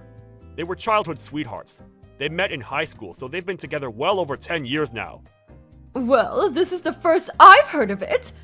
That's probably because he didn't tell you. Why not? I'm his mother! Oh, by the way, that reminds me. Cedric isn't at your house anymore. He moved out today. He did what? You have no idea how long he's been biding his time, waiting for the day he could finally escape from your tyrannical clutches. Which is why he's been making preparations to move out in secret, waiting for his chance to win his freedom once and for all. He saw how distracted you were by your mission to track down me and Grace, and knew he had to go for it now or never. He made his move the moment I sent him word of Grace making it out safely, and he won't be looking back. Remember how he switched to remote work a little while back? That was all to minimize the amount of ties he had to the local area so as to make Operation Escape the Mad Dictator go as smoothly as possible. And guess what? It looks like it did! Oh my god, this can't be! Cedric's my eldest son! It's his duty to protect this family! And what about when I get old? Who's gonna look after me? Do you expect me to go into a home? It's funny how you say, this family, as if it actually means anything anymore. You're all alone in the world because of the way you treat people, Mom. You no longer have a family. If you want to chase him, chase him. Grace and I won't be telling you where he's going, though. Apparently, my mother-in-law left immediately after that. According to one of the neighbors, she showed up and rang the doorbell for over an hour. While taking her phone out and typing like a woman possessed in between buzzes, her expression becoming increasingly contorted all the while. But then, her expression suddenly turned to one of blank amazement while staring at the screen, after which point she immediately left in a panic. Hopefully she'd get the message and leave us alone now. But just to be on the safe side, we quickly sold the apartment and moved away.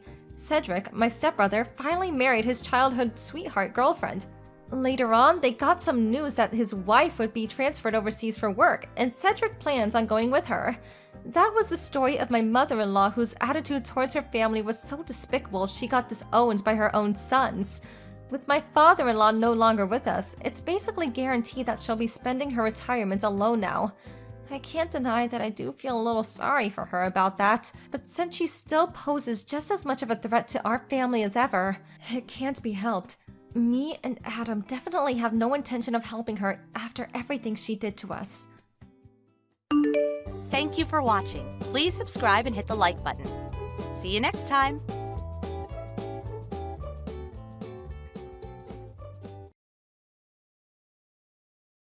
Hey, Maria. You okay to talk? Oh, hey, Cora. Good morning. I just finished cleaning up. I got a bit of time.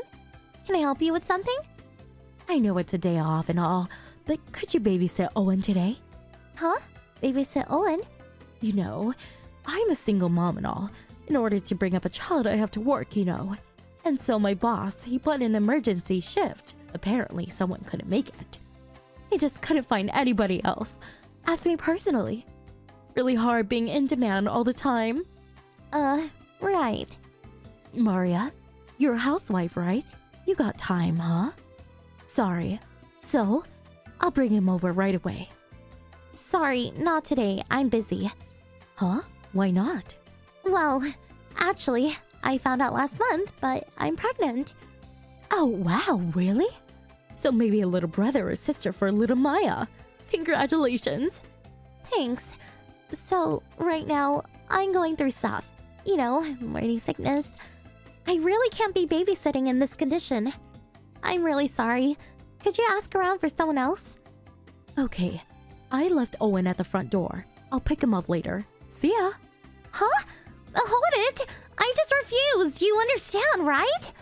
Come on. You'll be fine. I mean, you were just cleaning up a second ago, right?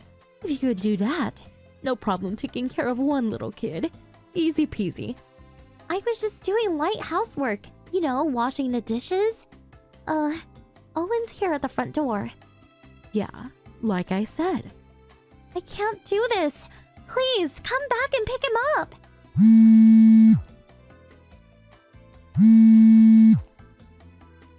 Please, Cora, pick up. Cora, you left Owen at the front door again. What is this? Oh, hi, Maria.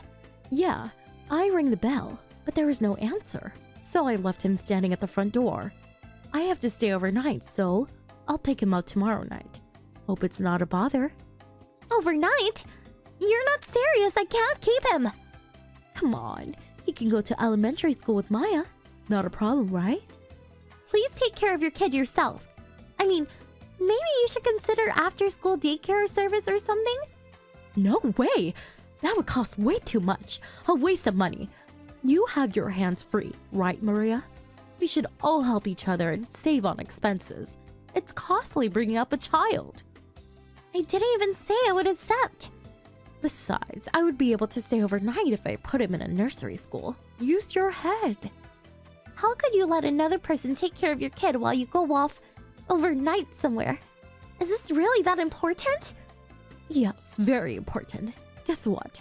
I have a boyfriend. Huh? A boyfriend?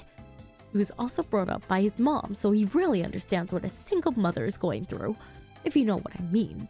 Now, if someone like that would be Owen's dad, wouldn't that be wonderful? So I really have to make this work. Well, it would seem a lot better if you took Owen with you on such a trip. The three of you could get to know each other better.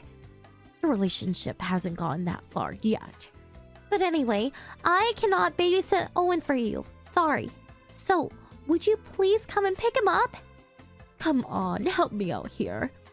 I really can't. For now, I really want to make this work between us. So, I'd really appreciate a little help here. Can't you hear me? I said no! We're not some nursery school, you know? Okay, so I'll pick him up tomorrow, okay? Please, Cora! Hey Maria, Cora here. Could you please take care of Owen from today? Another overnighter. So I'll pick him up tomorrow night. Again? Your morning sickness has gone better, right? So no problem. It's gotten a little better, but it still doesn't mean I can babysit. Owen's a quiet kid. No need to worry about him. Besides, it's been 3 weeks that I've been having him stay with you. No problem so far, right? Yeah, Owen's a good kid for sure. But these overnight romps are getting numerous recently. If you don't get your act together, your ex-husband's not going to be happy about this. Oh, come on, please. I have complete custody of Owen.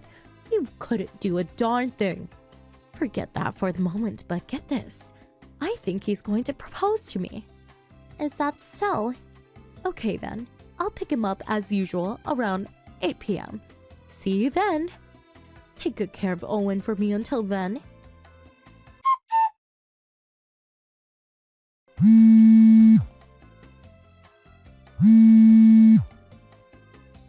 Hey, Maria, are you there? Did you take Owen out to the local McDonald's or something? Hey, answer me. I'm here to pick up Owen. Good evening, Cora. Oh, Maria, finally. Thank you so much. At first it was all complaints, but, well, you're doing just fine. Really, a lifesaver. Thanks. I didn't babysit him because I wanted to. I mean, did I even have a choice? Oh, is that right? Yeah, and first off, our house is not some daycare center. Even my normal everyday chores are tough. On top of that, I have to take care of a stranger's kid? Please. Well, I suppose. But you know, even not being pregnant, housework can get taxing. Do you know where Owen plays every day? Huh? Of course. At your place, right? I can understand how you feel, I suppose. But your morning sickness has simmered a bit, right? And unlike a single mother like myself, your home environment is way better than mine. You got it great. You shouldn't be complaining one bit. So, right now, please help me out with my love life. By that I mean take care of Owen for me in the coming months. Okay, so we got that out of the way. Where's Owen? Not sure. Probably with his dad. Huh? Come on, Maria. You know that's not possible. You know I got divorced last year. I think he's helping with his family store up north. He lives hours away. How could Owen go to his dad's place? I think that was only when he was helping out at the main store. Huh? The main store? Yes, apparently his sister runs the main store, and he runs the newly opened one nearby. No, that can't be. My ex-husband? He's back living here? Yes, the new shop opened at the mall near the highway. He's staying at a residential hotel nearby until the shop gets off the ground. That mall is like 6 or 7 minutes away from Owen's school. Yeah, that's about right. So, Owen is... Yep, Owen's at your ex-husband's place. Then that means... While he prepares for shop opening, he takes the time to play games with him, checks his homework, and makes meals. They seem to be having a lot of fun together. But according to him, he's still cautious about meeting you. It's really not been too long since you guys split up, so... My husband stops by the hotel on his way back from work, picks up Owen, and then you come and pick him up later in the evening. That's been the basic routine. You're not serious. How long has this been going on? I guess it's going on 3 weeks now. That's from the very beginning. I did tell you how bad my morning sickness was, right? Well, Owen was the one who got in touch with his dad. He was worried about me. Like I said, he's a good kid. Owen contacted him? Yes, he has this little good luck charm that he always carries around. It's got his dad's phone number in it. Huh? His number? In that lucky charm of his? This is the first time I'm hearing that Owen was with his dad the whole time. Your ex-husband said he contacted your folks about this whole affair. Huh? He couldn't very well contact you directly, and besides, you blocked him online, so... He evidently asked your folks for permission to pick up and take care of Owen while you were doing your thing. Your folks apparently gave him permission. I haven't heard a thing about it. What's going on? I really don't know the details. I can't answer that. I can't believe this. What the hell are my folks thinking? It's inconceivable that my child would be put in the care of my ex-husband. It's not my place to say, but I believe the divorce was not your husband's fault. Am I right? As that was the case, there were no specific rules or restrictions about him meeting Owen. Owen just wouldn't want to go back to the place. After all, I am his mother. That's why I figured I didn't need any custody restrictions or anything like that. Owen obviously wants to stay with me. I was duped. Yes, well... Anyway, I do not appreciate you butting into our affairs. So, where is Owen? As I said, he's probably with his dad. Huh? At this time of the evening? Well, according to your explanation, it's about time your husband brought him home, right?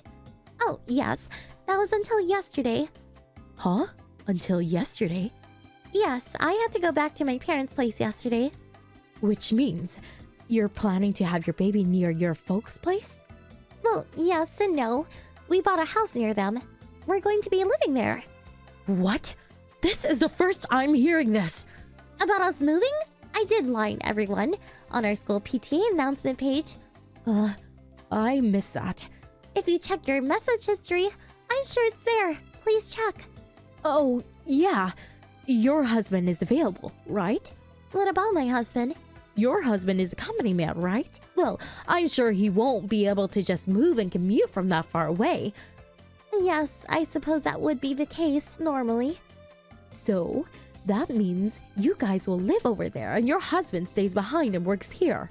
That means I can have your husband take care of Owen in the future. Perfect. Okay, that's all set.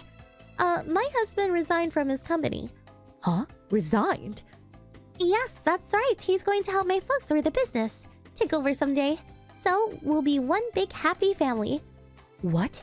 You're not serious. Everyone is so darn selfish.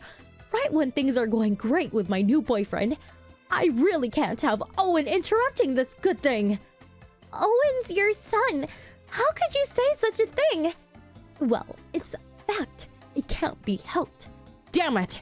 I have a trip planned for the next weekend. How are you going to fix this? This is all your fault! Cora? What? What is it? My husband contacted your ex and Huh? he apparently wants to talk to you about laws concerning child neglect. Huh? Child neglect? Me? Yes, that seems to be the case. What the hell is he talking about? I asked you directly, Maria, to take care of Owen. How's that neglect? Even after I refused you, you just left him standing at the front door. But Your ex said he wants to talk about custody of Owen one more time. This time with a lawyer present. huh? I believe that your parents have given him permission to proceed. As this is the case, my husband and I no longer want any part of this whole mess. So, please work out the details with your ex-husband. Evidently, Owen's father had been working behind the scenes to get custody of his only son. He just asked to convey exactly what he said. Nothing more, nothing less. After, I heard that he was able to get sole custody of Owen. Apparently, Cora's folks paid a one-time compensation for Owen's future education. About Cora's new boyfriend. Well, he found out about the whole affair and subsequently broke off the relationship. He was apparently aghast at her despicable behavior and told her she was not fit to be a mother. But Cora's parents weren't finished with her. They demanded that she pay the compensation back and made her work day and night to do so. But she has no idea when she finally pays off the debt to her parents, they plan to banish her for good. Thank you for watching. Please subscribe and hit the like button. See you next time.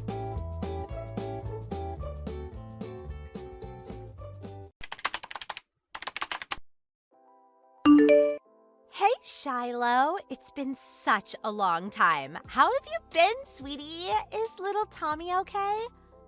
Huh? Is this Allison? Bryce from kindergarten's mom, right?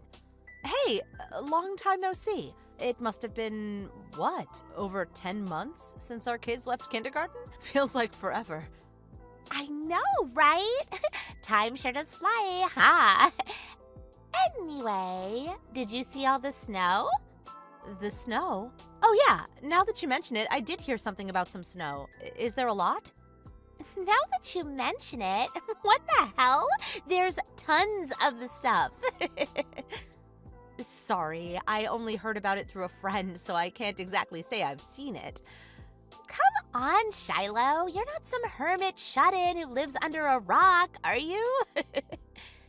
Well, I'm not, but I do work remotely, which means I probably spend a lot more time at home than the average person. Actually, I always have to remind myself how important it is to go outside every now and then for the sake of my health. Fresh air is essential. Exactly.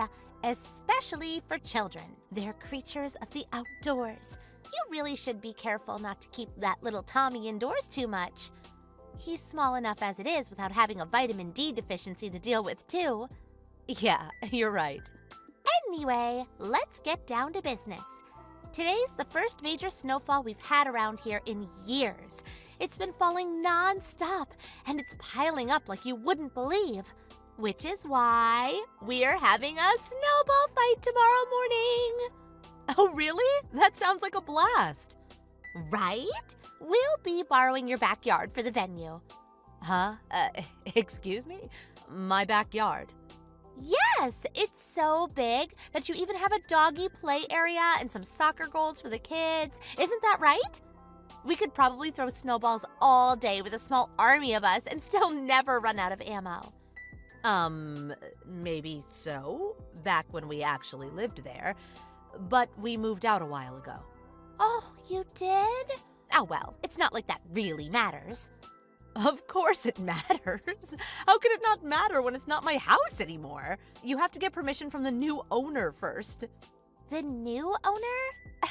Fine. Go ahead and let your husband know then. What? What does my husband have to do with anything? He doesn't live there anymore either. You need permission from the actual owner. Enough of this. I have more important things to attend to. But I just want to say a big thanks, Shiloh. We're all so excited for tomorrow. Toodles! No, Allison, wait. What the heck? Are you serious? You still seem to think we live there despite me having told you we don't. Are you gonna show up at my old house in the morning?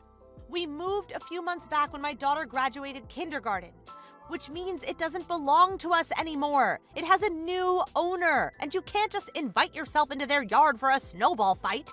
You can ask for mine and my husband's permission till the cows come home. But since we no longer have anything to do with the place, you're wasting your time.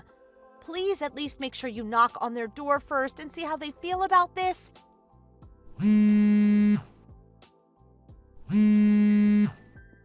You aren't even reading my messages. Anyway, asking me for permission to use a yard that no longer belongs to me is meaningless. Please read these messages before you go and do something you regret.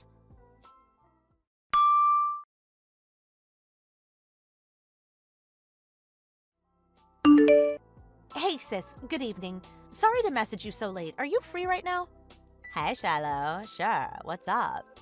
Sorry to be a burden, but I was wondering if you wouldn't mind checking something for me. I need confirmation on something. Confirmation? What is it? It's about mine and Stewie's old house. Do you know whether there's someone new living there yet? You mean like, did someone else move in? I'm not really sure. I don't tend to go to that part of town anymore, so it's hard to say. I've probably been there twice at most since you moved out all those months back. And I'm sorry to say, but I wasn't really paying attention to your old house. Okay, that's fair enough. Anyway, what's all this about? Did you leave something behind?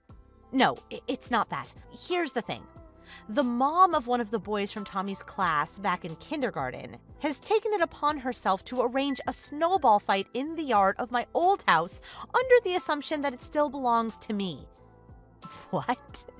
People actually do that kind of thing? She's absolutely convinced that we still live there. I tried my best to explain that we don't, but she stopped responding to my messages, and I'm concerned she's gonna get herself and her whole family in trouble. Oh dear. Her name's Allison, and her son's called Bryce. He was friends with my Tommy in kindergarten. She always had a reputation for being a bit of a trouble causer back then. I did my best not to let myself get too involved with her at the time, and ironically, we didn't have any problems back when our kids actually played together most days. Who would have thought she'd be causing me this much hassle 10 months down the line after moving house? My husband just got back from work. He passes through that area most days on his ways to the office, so maybe he'll know something we don't. Give me a minute. I'm gonna go ask him. Okay, thanks. Hey, sorry I kept you waiting. So what did he say? As far as he can tell, the house is still empty. So no one else moved in yet then? He said he can't say for definite, but he says it always seems to be locked. The curtains are always closed, and he doesn't get the feeling people are living there. I see. But in that case, I wonder if that means it's being managed by the real estate agent.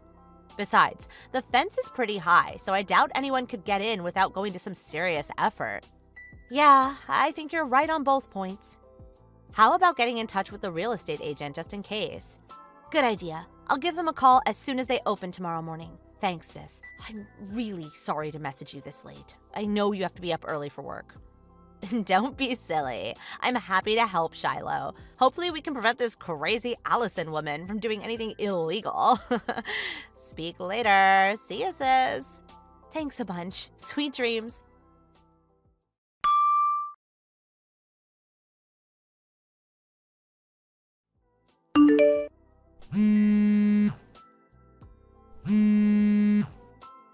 Shiloh, answer your phone! Would you mind explaining what on earth is going on here? Some strange family I've never seen before came out of nowhere and started yelling at us. They asked us what we were doing in their yard and threatened to call the police. Good morning, Allison.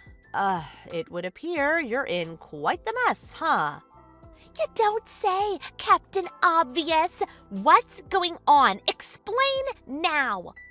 How many times did I tell you that it was no good getting permission from me because it's not my house anymore? I don't know anything about that. It's the first I've heard of it. Who were those people? Oh my god, the police are here. They actually called them. For the time being, I think it's probably best you focus on the predicament you're in. Good luck. Wait, Shiloh, please tell me why this is happening.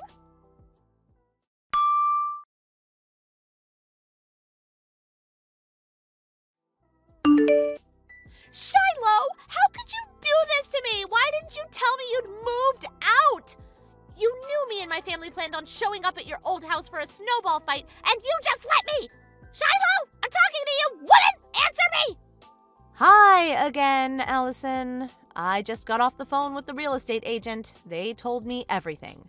About how you showed up first thing in the morning with your own ladder and climbed over the tall fence very clearly designed to keep out intruders, before undoing the locks from the inside and letting in, as you put it before, a small army of your friends and family. Next, as if running around tossing snowballs at each other on someone else's property wasn't enough, you decided to light a bonfire on their lawn and roast marshmallows for everyone while you were at it. Then, the family scheduled to move in today arrived amidst the chaos. They were so horrified when they saw a gang of complete strangers running around like lunatics in their new yard that they reported you to the police. You know what you did is called, don't you, Allison? Trespassing. Like I already told you, I had no idea. It's your fault for not telling me in the first place. How was I supposed to know? Do you think I'm psychic? You don't need to be able to bend spoons with your mind to read my messages. I told you enough times. No, you did not. Why don't you try looking through our chat history then? Scroll through yesterday's messages and you'll see it's all there. I didn't just tell you once either. Oh my god, I didn't see that yesterday. I stopped reading them before you told me the important bits. Why didn't you mention it earlier? What you did was as good as not telling me. Don't be so ridiculous. What else could I do? Do you have no concept of personal responsibility? You illegally entered someone's property after I told you very clearly you'd be doing just that. Then, you stopped reading my messages, which would have prevented you from being arrested today because you had, quote, more important things to attend to. Enough of your harping on. Do something. Get me out of this mess. I don't want to get arrested. Do something? What could I possibly do for you? My husband just told me he's divorcing me. Wow, that escalated quickly. He threatened to divorce me just last month if I ever did anything to cause him trouble again. Wow, last month? Really? So you knew you were on thin ice and you did this anyway? You were so committed to your illegal snowball fight that you were willing to throw away your marriage over it? I hope the marshmallows were tasty at least. I never knew this would happen. I just thought it would be a fun day for the kids. I actually thought you'd take responsibility when you read my messages and realized what you'd done. How foolish of me. It would appear you're delusional beyond help. How horrible. Isn't this the natural conclusion of you completely disregarding my warnings? How am I horrible? I tried to prevent this. I'm begging you. Please convince my husband. Convince him of what? Tell him I have permission to use the yard, please. For the 7 millionth time, me and my family moved out of that house months ago, which means asking us for permission to use the yard is meaningless. Why? Because it belongs to the family who just called the police on you. Please just do something. This isn't a joke. I could be in serious trouble here. Clean up the mess you made yourself. You thought you'd spend today roasting marshmallows, but it turns out the only one getting roasted is you. Ah!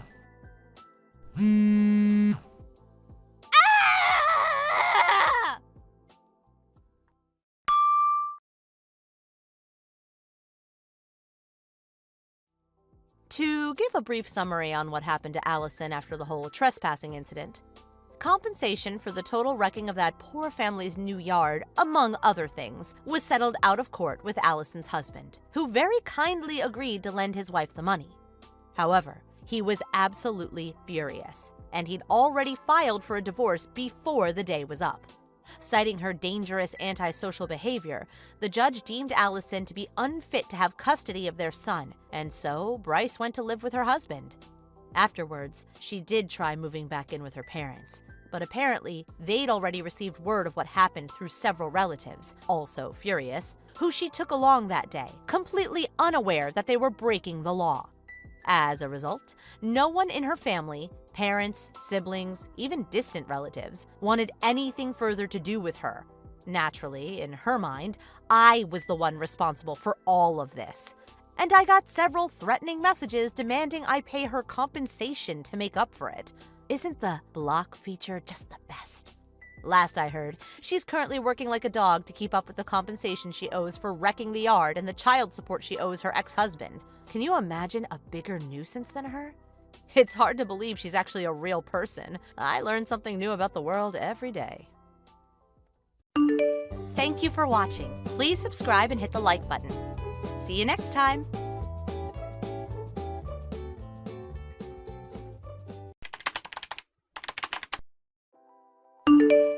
Ken, do you have some time right now? I really need to ask for a favor from you right now. Of course. What's up? I just got invited to go have some coffee with a friend of mine, but Anne needs to be picked up from daycare at 3 p.m. So I was wondering if you could please go pick her up instead of me. Is that fine? You're gonna go right now? Wish you could have told me yesterday, though. Sorry about the sudden notice, but they're an old friend of mine from uni, and they don't come near here often. They said that they were going home tomorrow, so that's my last chance to see them in a while. Please. I didn't know you still talk to your uni friends. Yeah, they're one of the few that I still talk to. So what do you say? I mean, as long as you can come home by dinner time. Can you do that for me? Oh, of course I can. Wait, but can you please do the cooking for tonight? I probably won't be back until the time we usually eat dinner together, so I don't want to keep you two waiting. Alright, I'll cook for tonight. Just make sure you come home on time. Sure, honey. Thank you so much for listening to my favors. Can I leave the rest to you then? Alright, just let me know sooner next time. I made sure to finish all my work in advance for today, so I'm sure I won't have any trouble doing those things. Wow, you're like a psychic, huh? I'll see you later then. Bye-bye. See you later.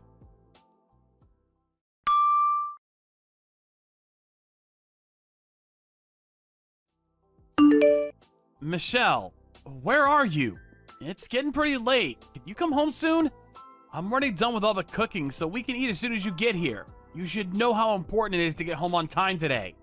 Hey, Ken! I'm sorry to say this, but I ended up having a few drinks with my friends, and I came here by car, so I don't think I'm gonna be able to come home tonight. Sorry. Can't you just come home by bus or something? Actually, I'm in Houston right now, so it'll take at least a few hours to get back to Austin. What? Why the hell are you in Houston?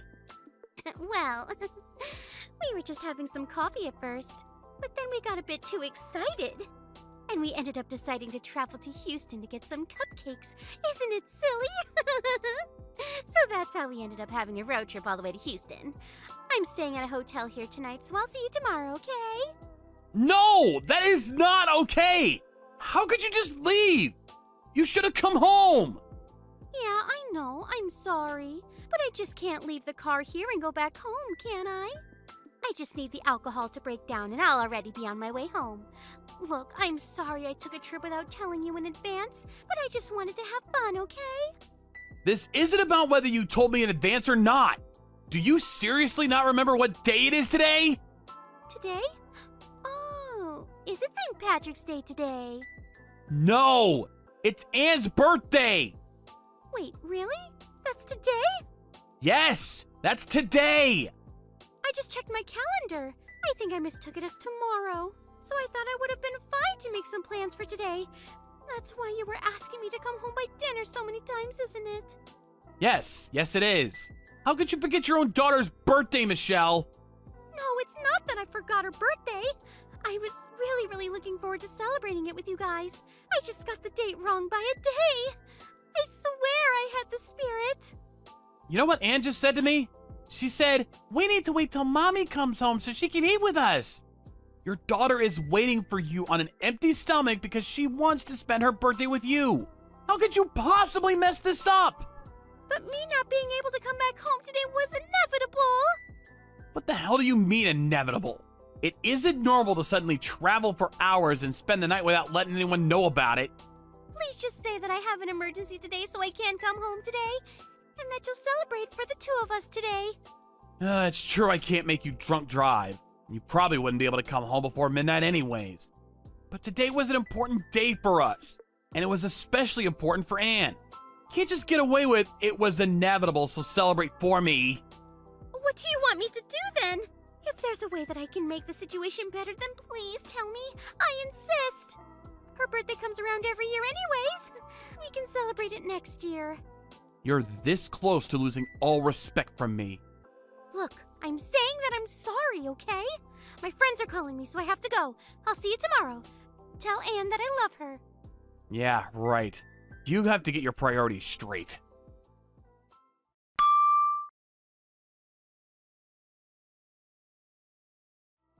Good morning, Ken. You're off today, right? Morning, Allie. Yeah, what's up? I want to talk to you about something. Do you have a minute? Sure, what is it? Are you in Houston with your family right now by any chance? No. Me and Anne are at home right now. Why? So it really was just Michelle, huh? How did you know that Michelle's in Houston? Are you in Houston too? No, but one of my colleagues at work posted a picture on social media, and I'm pretty sure your wife was on there. On their account? Yeah, it's an anonymous account, but everyone knows it's them, judging by the car and clothes that you can see on the pictures in the account. So they post pictures on their social media while thinking that no one knows it's them. But in reality, everyone's already caught on with it actually being them? Exactly, and there was a picture of your wife on that account. When that colleague first introduced themselves to me, they told me that they were from the same high school that your wife went to. Wait a minute. Michelle told me that she was going out with a high school friend yesterday. So she went out with a colleague that works with you, huh? Wait, wasn't it Anne's birthday yesterday? Why is your wife at Houston while you guys are waiting at home? Shouldn't you three be celebrating together? Well, that was the plan at first. Michelle left the house saying that she was just going to meet an old friend over some coffee and that she'd be back by dinner. But when I texted her at dinner time, she said she was already in Houston. What? What about Anne's birthday? She said that she got a date mixed up with today. So she ended up staying over at Houston for the night. What kind of mother doesn't remember the day that she gave birth to her own child? You should have forced her to come home right then and there. I really wish I could have done that. She was already drunk by the time I gave her a text that dinner was ready. And she said that she needed to go because her friends were calling her as we were texting. So she left before I could say anything. I haven't heard from her since. I'm pretty sure she's having the time of her life with her friend over in Houston. That's just upright immoral. Yeah, you could put it that way. So I ended up calling my parents over so we wouldn't have to celebrate it alone. I feel so bad for the child. Hey, could I stop by your house later? I mean, I guess, but why? I'll get into the details once I get there. But the colleague that I was talking about earlier is actually a guy. What?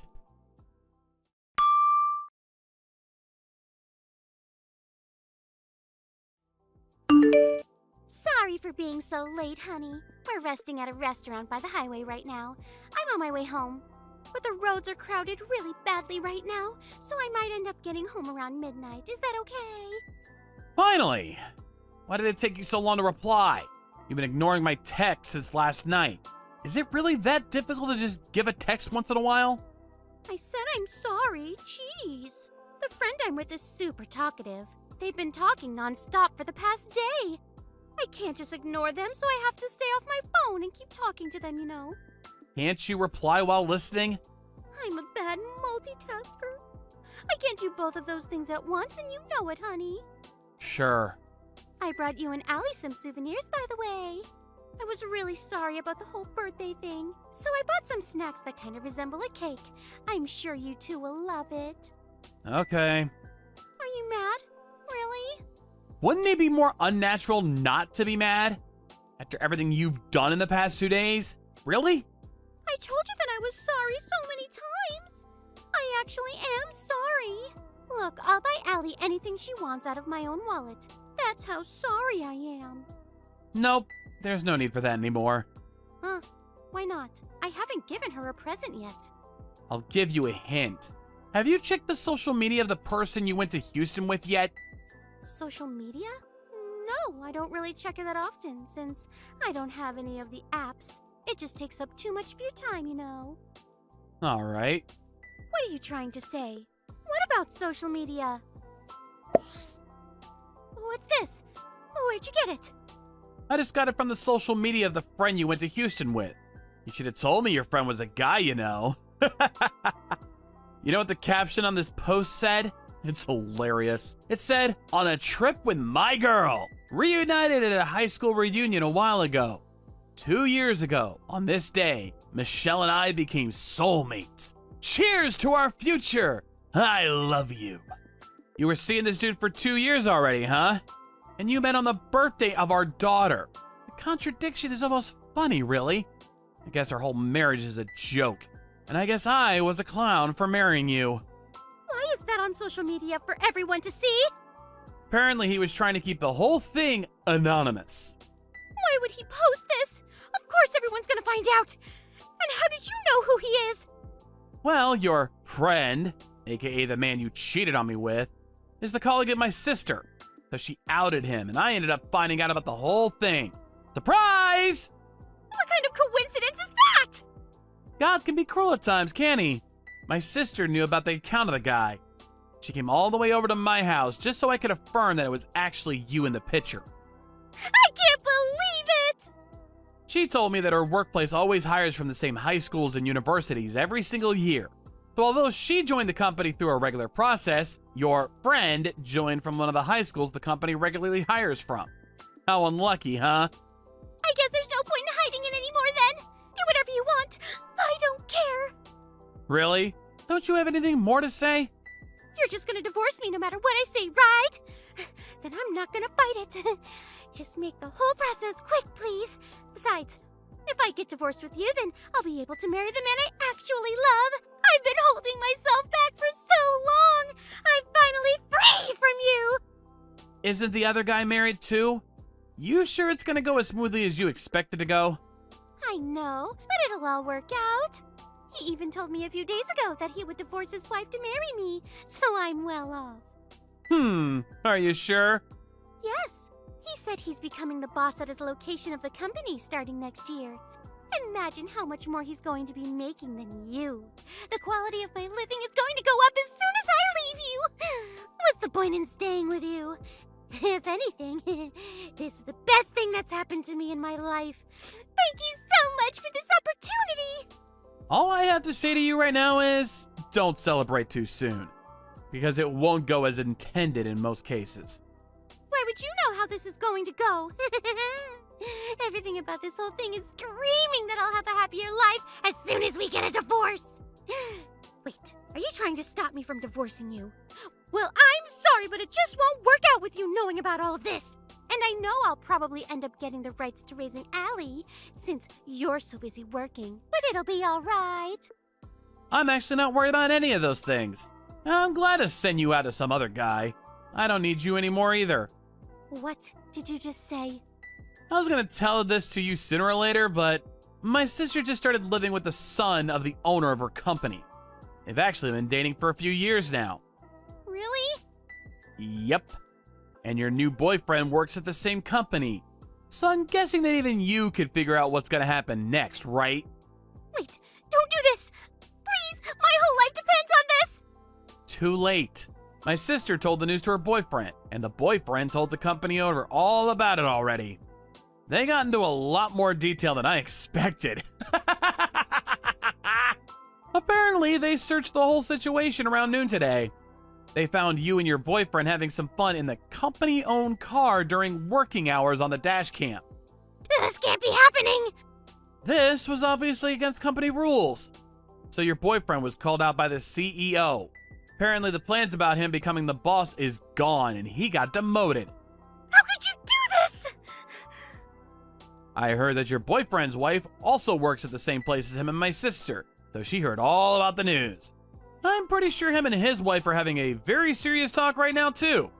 Man, you two are causing a whole lot of people to become miserable. You happy with this? I never meant to make it into such a big deal. Whatever. So here's what's gonna happen from now on. I changed the key to our front door, so you're not gonna be able to walk into our house ever again. What? You can't just do that. I called your parents and let them know about the whole situation. But don't bother trying to get into our house and go straight to their house, please. Wait, I'll be sending all your luggage to that house by mail, so you won't have to come here ever again. I said wait! You'll never see me or Anne ever again. So I hope you and your boyfriend have a happy life together. Please contact me through my lawyer from now on. Goodbye. Wait! Ken, please! At least let me see Allie! Don't go!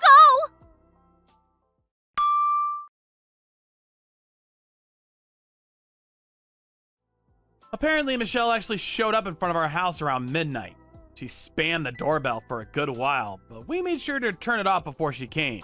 So me and my daughter slept through the commotion like babies.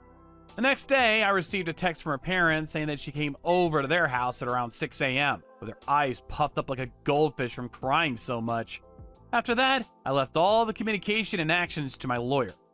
2 months later, I was finally able to obtain parental rights for my daughter with the help of my lawyers. And I look forward to making her the happiest girl in the world. On the other hand, I heard that my ex-wife's boyfriend decided to try and reconstruct his relationship with his wife, leaving my ex-wife being unexpectedly abandoned from both me and the boyfriend. Since I wouldn't hold any connections with my ex-wife, her parents got sick of not being able to see Anne anymore, and they ended up kicking her out of the house with no one and nothing left. In the meantime, a rumor had gotten out that she had been cheating on me on the birthday of her daughter, and no one would accept her to work with them, leading her to move to the town next door, where she works from sunrise to late at night to pay for child support and damages. Thank you for watching. Please subscribe and hit the like button. See you next time.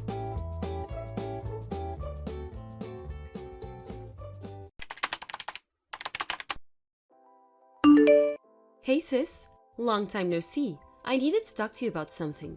You open right now? It's been so long, Jenna. Why haven't you been answering my texts? Sorry, I've been pretty preoccupied for the past 3 years. What on earth have you been doing for so long? You can't imagine how worried I've been all this time.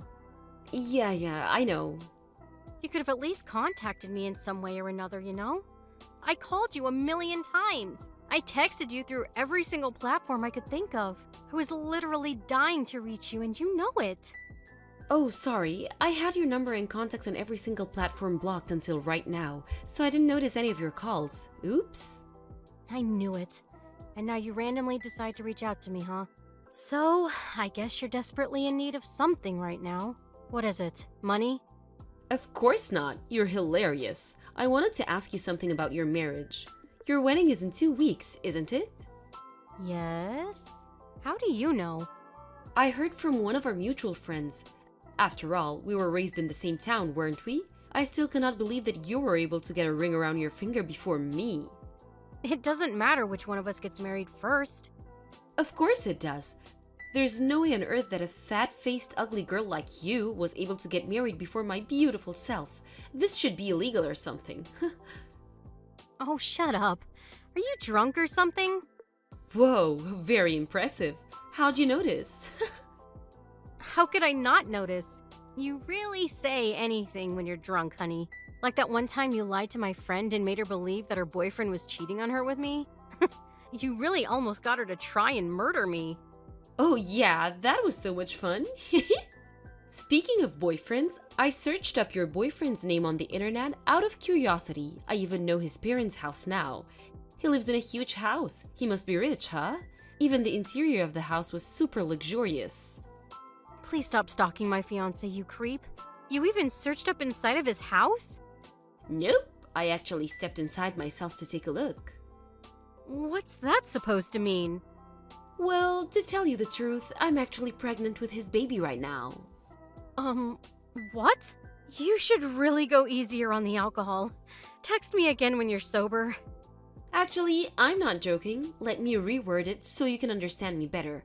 I'm pregnant with the baby of the man that is your fiancé. You know, the one you're bound to have a wedding with? What do you mean you're serious? You're lying. I'll tell you one last time, so listen carefully.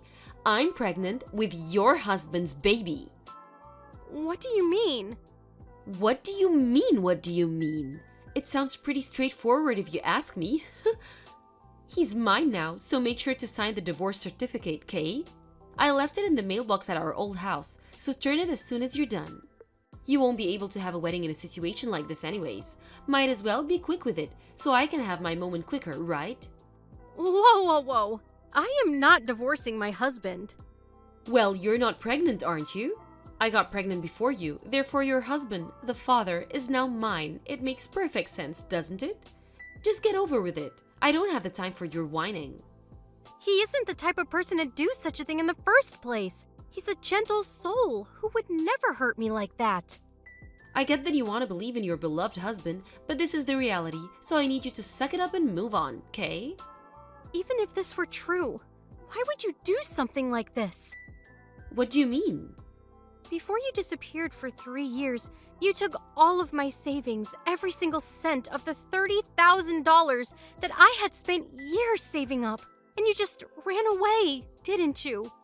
And even before that, you tried to sabotage my relationship with the guy I was dating back then, just so you could have him. You even lied to my best friend over and over to try to make her hate me as a person. What are you trying to accomplish by making my life more miserable? What's wrong with you? Isn't it obvious? It's because you're my annoying older sister, so naturally, I just want the worst for you, no matter what it is. I'm happy as long as you're unhappy, sis. What the hell? It's always been like this. Because even though I'm obviously the cuter one out of the two, you always have a boyfriend or friend around you. You always have someone to take care of you. You always have more money than me, and the way everyone likes you is so annoying. That's your reason? Seriously?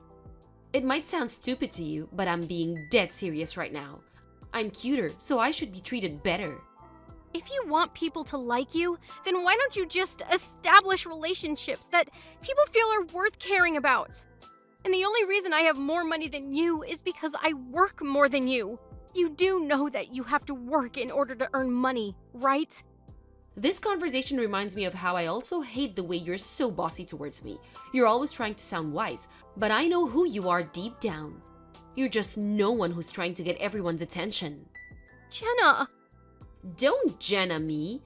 You don't mean anything to me. What matters is that your fiancé is in love with me and I'm pregnant with his baby. So therefore, he's mine. And that is final. I'm already 3 months pregnant, by the way. Get the divorce done quickly, please. Bye-bye.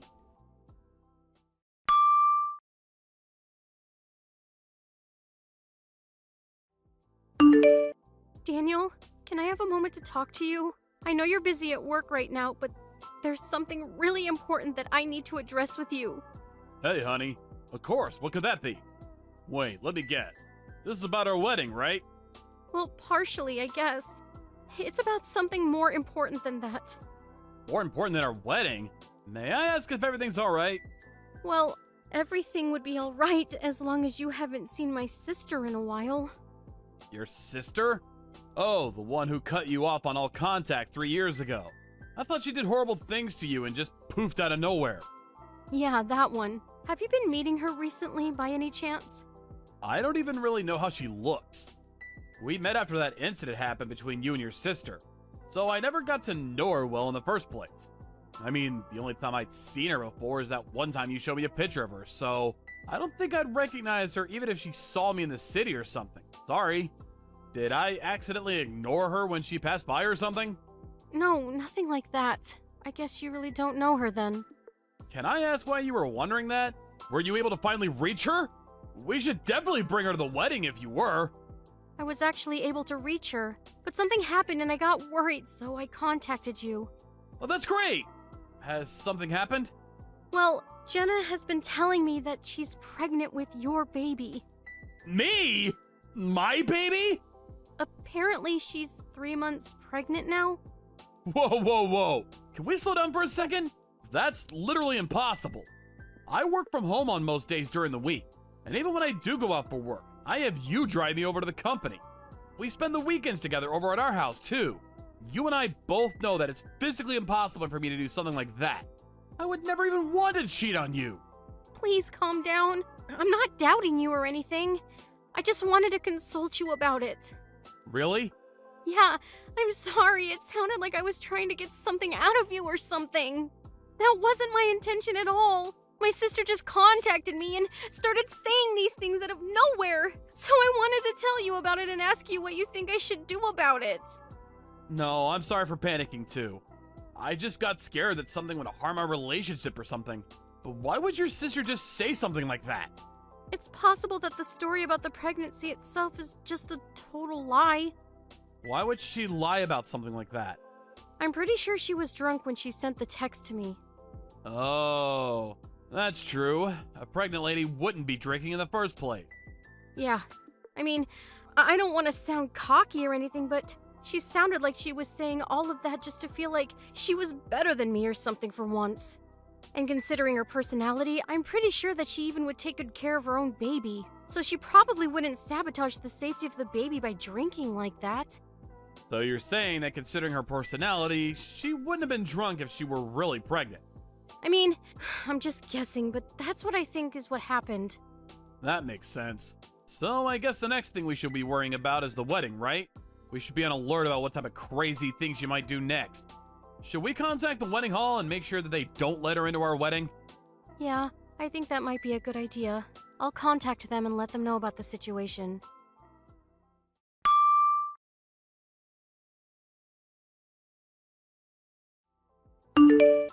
Hey sis, I would want to say happy wedding to you, but I guess the wedding isn't happening today since your husband got another girl pregnant. What a shame. It happened so suddenly, didn't it? How does it feel to have your own fiancé choose your sister over you? I'm so sorry I was born so beautiful. If I wasn't so gorgeous, you might have had a happy marriage. Who would have guessed? It's you spamming my phone again. I'm kind of busy right now, so contact me later. I'm gonna turn my notifications off, so bye-bye! What do you mean busy? Your wedding was cancelled, so you must be bored to death. All thanks to me. Oh no, there must have been a misunderstanding here. Of course we're doing the wedding today, silly. What do you mean? Oh, so you still believe that your husband might actually show up? Well, I'm sorry to tell you, but all of that time getting ready is about to go to waste. Boo-hoo! That's just hilarious. Whatever. The wedding is about to start, so I'll see you later, I guess. You're really gonna do the wedding without the groom? Dang, sis. That's very bold of you, I guess. Call me if you're gonna do an after party. I'll be sure to bring the wine so you can drink your tears away. Bye. Bye-bye. We're about to go turn in our marriage certificate together, by the way. Make sure to let everyone at the wedding hall know. I'm pretty sure his friends would love to come to his actual wedding with me anyways. I feel so bad for you. But I feel so happy for myself at the same time. Sucks to be you.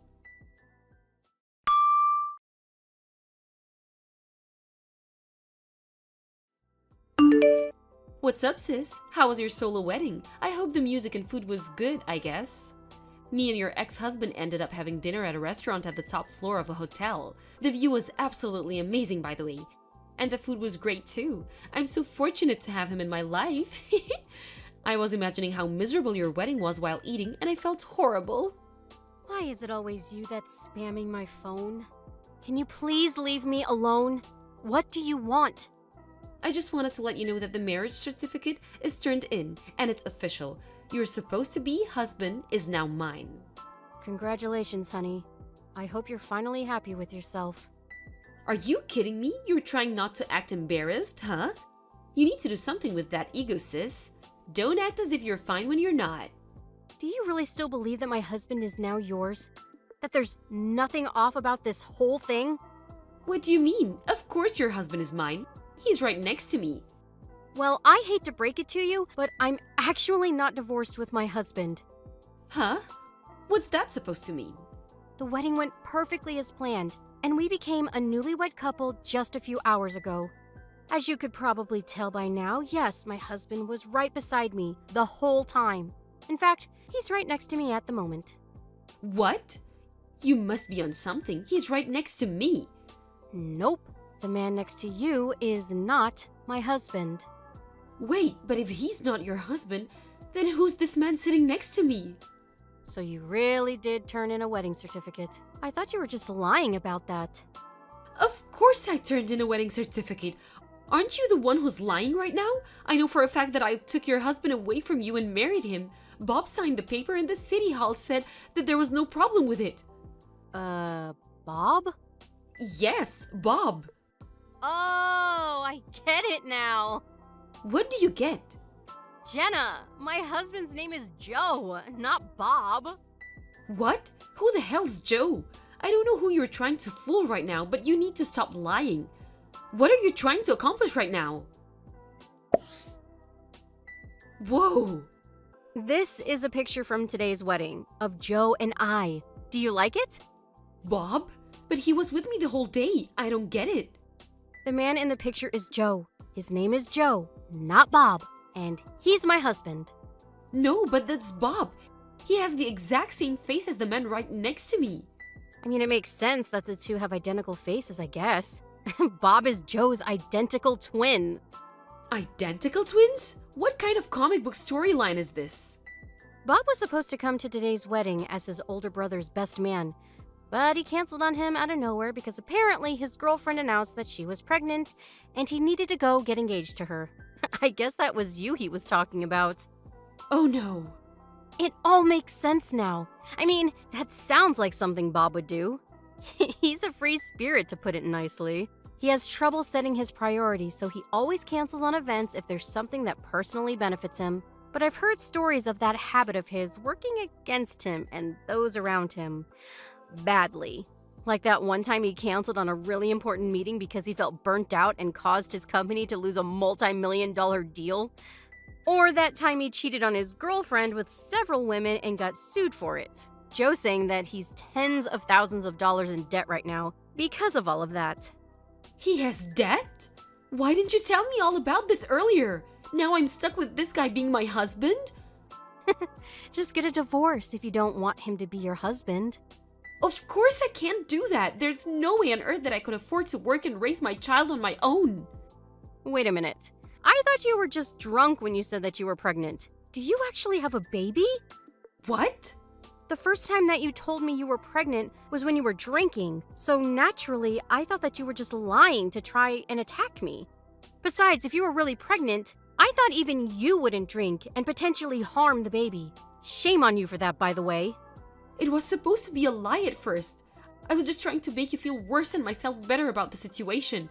Then why are you saying all of this now? Because I took a test and found out that I was actually pregnant yesterday. Wow, what are the odds? So your lies became reality, huh? I mean, might as well celebrate the new life between you two.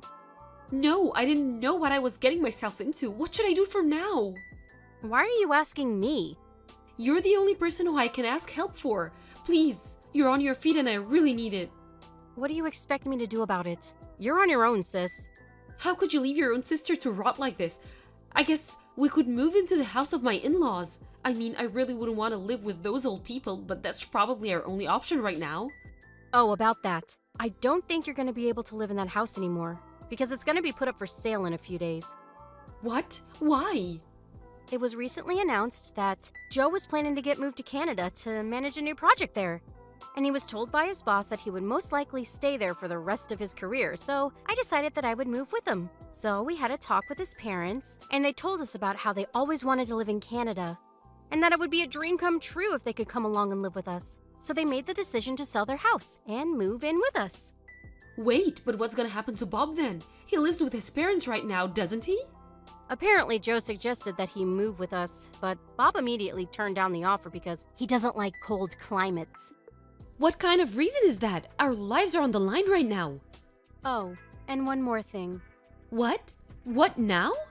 Our parents moved to another house a year ago too, so you won't find anyone even if you go there. What? So I actually didn't receive the divorce certificate that you told me you sent me a while ago. I'm pretty sure the current owners are very concerned about it. What do you mean they aren't living in our house anymore? Where are they then? I need to know. Me and Bob are going to move in with them. Mom and Dad went out of their way to ask me to keep quiet about their whereabouts to you. So I can't tell you. Sorry.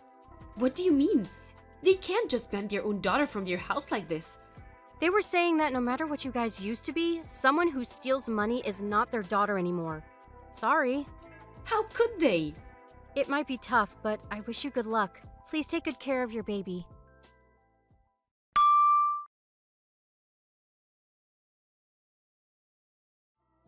A few days after me and Joe had our wedding, we and his parents took off for Canada. We're currently living in a house close to his workplace, and it's truly a dream come true for all of us. I later heard that within a few days between our wedding day and moving day, my sister tried to somehow reach me, thinking it would somehow help her situation. But Joe and I had already moved out from our old apartment and were staying at a hotel close to the airport, so she wasn't able to find us anywhere. My sister and Bob are currently living in a cheap old apartment, trying to find a way to somehow pay off all of Bob's debt. On top of that, it turned out that Bob had been borrowing some money from shady people, and they moved a few times after receiving threats of unimaginable contents. I heard from a few relatives that the baby was taken away from my sister after birth, and she was sent over to an orphanage. My sister and her husband were told that if they remain unable to provide a proper environment to raise a child, it is a possibility that either me or my parents will end up taking her in. No matter what ends up happening, the baby has committed no crime and doesn't deserve any less of a happy childhood as anyone else. So we'll be sure to make that happen, one way or another. Thank you for watching. Please subscribe and hit the like button. See you next time.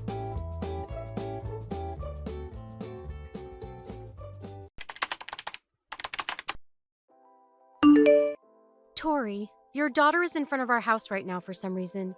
Can you explain why this is? I'm sorry, but 6 in the morning is way too early to have her over. And I don't remember inviting her over to our house anyways. Why did you leave her after all, by herself in front of our house? Tori, you need to answer right now. Ugh, can you please stop spamming my phone? Do you know what time it is? What do you want? That's my line. Why do you leave your daughter all by herself at a time like this? She was freezing when I answered the doorbell. What kind of mother does that to her own daughter? Where are you right now? And where is Andrea? I'm getting worried about what you might have done to her, judging by what you've done to Valerina. Please just give me an explanation about the whole situation. Oh, yeah, about that. I'm leaving Valerina for you guys to raise. She just isn't worth my effort, you know? I hope you guys have a good time together, though. Sorry about the late notice. What? What do you mean, raise? I don't know what makes you think this is a time to be joking around, but you need to stop. If you wanted us to let her stay at our house, then you should have at least let us know a day in advance. Even Valerina's crying because she thinks that you left her for good. Well, she's right about crying, because that's exactly what I mean. I need you to raise her from now on. As in, like, she isn't coming back to our house anymore, so you need to give her food and shelter and education and stuff. She's not our child, she's yours. What? You can't just leave your child at our house and claim that we have to raise her from now on. That has to be some typical child abuse. I mean, you could sue us and bring her back to our house, but as you can tell from the situation right now, I do not care about that child, and she's just gonna have a very miserable life ahead. And if you don't take the role of raising her, she'll probably end up at some orphanage and live an even more miserable life. So, it's up to you. You're sick. How could you do this to this beautiful child? Shame on you. Say whatever you want. You can either take responsibility in making her happy, or just sit back and watch her life fall apart. Why are you doing this to her? Look, as you know, my husband died last month. And as a single mother, do you really think I can afford to raise 2 kids? While working to make money at the same time? Even with the inheritance that my husband left behind, the best I can do is provide a living for one of them. That's a problem for you to figure out, and abandoning one of them is definitely not the way. There's only so much that a part-timer can do, you know? I can only feed 2 mouths, and one of those is mine. Then why don't you ask your parents to help you out a bit? Oh my god, I hate my parents. I would rather die than rely on them. How ungrateful of you to say that. As I've said before, say whatever you want. Please be my guest. I don't care. So, Given all of the information that I mentioned above, I realized that I could only raise one child, and the other child should be raised by someone more facilitated, which turned out to be you. Come on, you're my husband's younger sister and Andrea's aunt. Come to think of it, Andrea's basically your own daughter. What are you on right now? There's no way that you really think that logic is going to justify all of this. I'm sure your husband is gonna be excited about having a daughter too. But this isn't our child. You said that you would support me in whatever way necessary at the funeral. This is the help that I need right now, so I need you to cooperate. But this is all so sudden and out of nowhere. Have you at least tried to ask for support by the government or something? There's tons of ways to help raise your children, and scholarships and child support. It's too much of a hassle to go through all of that paperwork, and I don't have the time to be dealing with all of that right now. You can't tell me that you can't do even that for your own children. Please get your priorities straight. This isn't the same thing as buying a puppy. We're talking about your own child here. It's just easier to make you raise her. Therefore, it makes more sense to just do that. Come on, quit being so stubborn and help out a sister.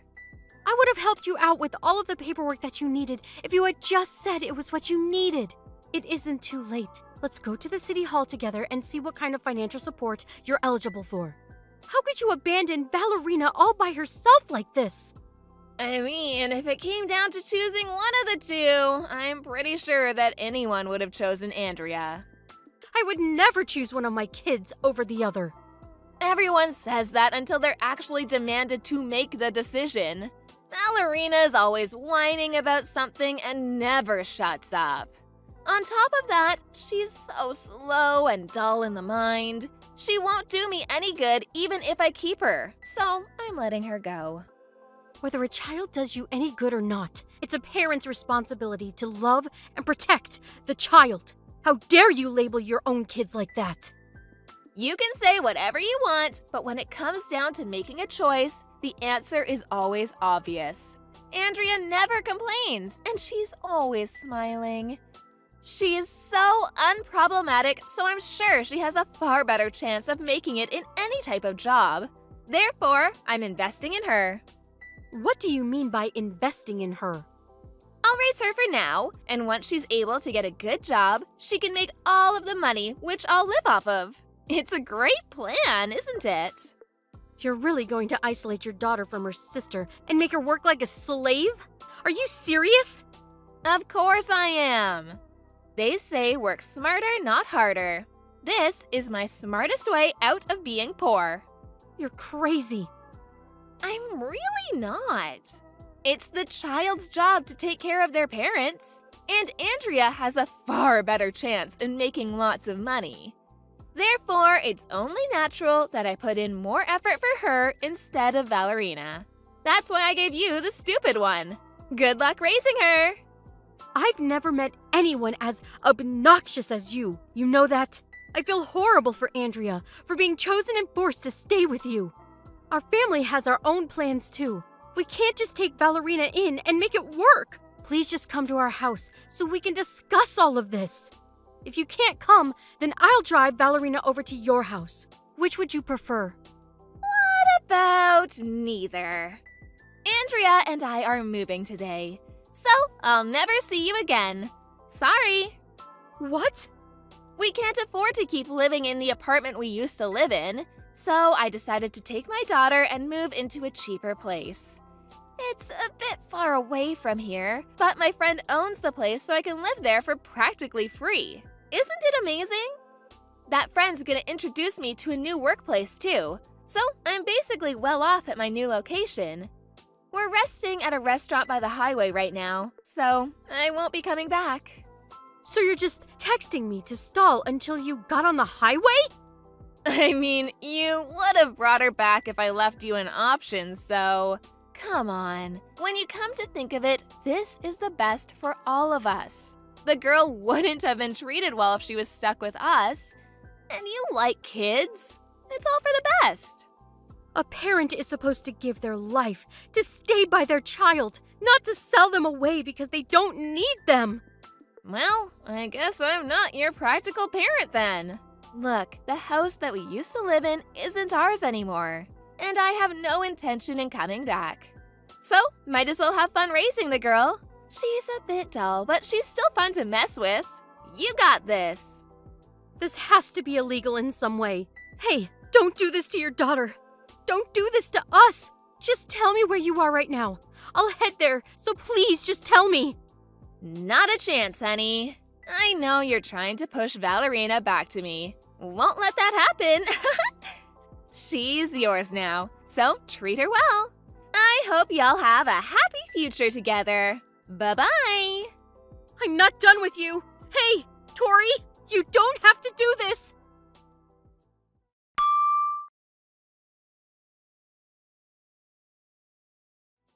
Hey, Bella. Long time no see, right? How have you been? I'm sorry, who is this? Oh, don't tell me you've forgotten about me. It's me, Tori. You know, your legal sister, the wife of your older brother. Come on, we both know you remember me. Quit playing dumb.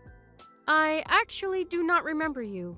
Or maybe it's just that I'm instinctively dismissing the existence of the horrifying person who abandoned her own daughter after my older brother died 10 years ago. Neither me, my husband, or our beloved daughter Valerina can recall you. Sorry. See, you do remember. How have you been? I can't believe you actually went out of your way to raise her instead of abandoning her. Props to you, girl. What do you want? After all of these years, without giving us a single call or text, not even checking on Valerina at all, the audacity you have to be talking to us right now. Don't tell me you've reached out to us after all these years just to check on her. She doesn't need you anymore. She understands well that you don't care, and that we do. Why would I go out of my way just to do that? I'm not as bored as you might think. What do you want then? Can you give Valerina back to me? What? She's already 15 and she's not a child anymore. So I'll have her work for my friend's store, starting next year, so I need her back. Are you hearing yourself right now? Of course I am. Loud and clear. Then I'd assume that even a crazy person like you would understand that I would say no, right? You're the one who left her behind at our house in the first place. You have no right to be asking us to let her go back to being with you. She's practically a daughter to us, and we would never make her go through such a thing. Yeah, I get it. As much as I'd like to say you're right, I really need another worker right now. So please, give her back. What happened to your other worker? Oh, Andrea? Well, she ran away from me last night. Ran away? Yeah. I started online gambling as a game to pass some time, but I got a bit carried away, and now I'm stuck with a bunch of debt. So I told Andrea to work instead of studying for college, and she ended up running away. What the hell are you doing? Is it that hard to be a decent parent? Apparently so. So, can I have Valerina back? What kind of adult would let a child enter that environment? No. My answer is no. So please don't contact us ever again. Okay, let me rephrase it. I'm demanding you to give me my daughter back. You have no right to say no to this request. She's not your child. She is my child, and I have the legal rights as her parent. And Valerina has the responsibility to help me pay back my debts as my child. Got it? Actually, Valerina is our child. Legally. But I never signed any papers. As soon as you left her with us, we went through legal procedure to adopt her. So now she's ours, and we have no right to hand her over. What? She is our daughter of my husband, so good luck paying back all of your debts alone. What? You can't just do that without the permission of me? I'm her mother. She is my daughter by blood. This whole thing should be illegal. It really isn't. There's a way to adopt a child without permission of the parent. I won't go to any specifics since you probably won't understand any of it anyways. But we were legally admitted as eligible for becoming family through court. And you and Ballerina are legally strangers. You're lying! You can't do that! I'm her real parent. She still has to listen to me. Actually, she doesn't. We didn't just adopt her. We went through a foster care adoption process, which basically means that there is no legal tie between you and your daughter anymore. This actually requires the agreement of a real parent. But since you were gone for so many years, the court decided that you were incompetent in making a decision upon this case. Therefore, we didn't need your agreement to make the decision to go through. Ballerina is our child, and I will protect her from you with my life. You will never lay a finger on her ever again. Then who's gonna help me pay back my debts? I can't just do it on my own. How am I supposed to get out of this? I guess you're going to have to work on your own. You can't just keep relying on your kids and other people, including them, forever.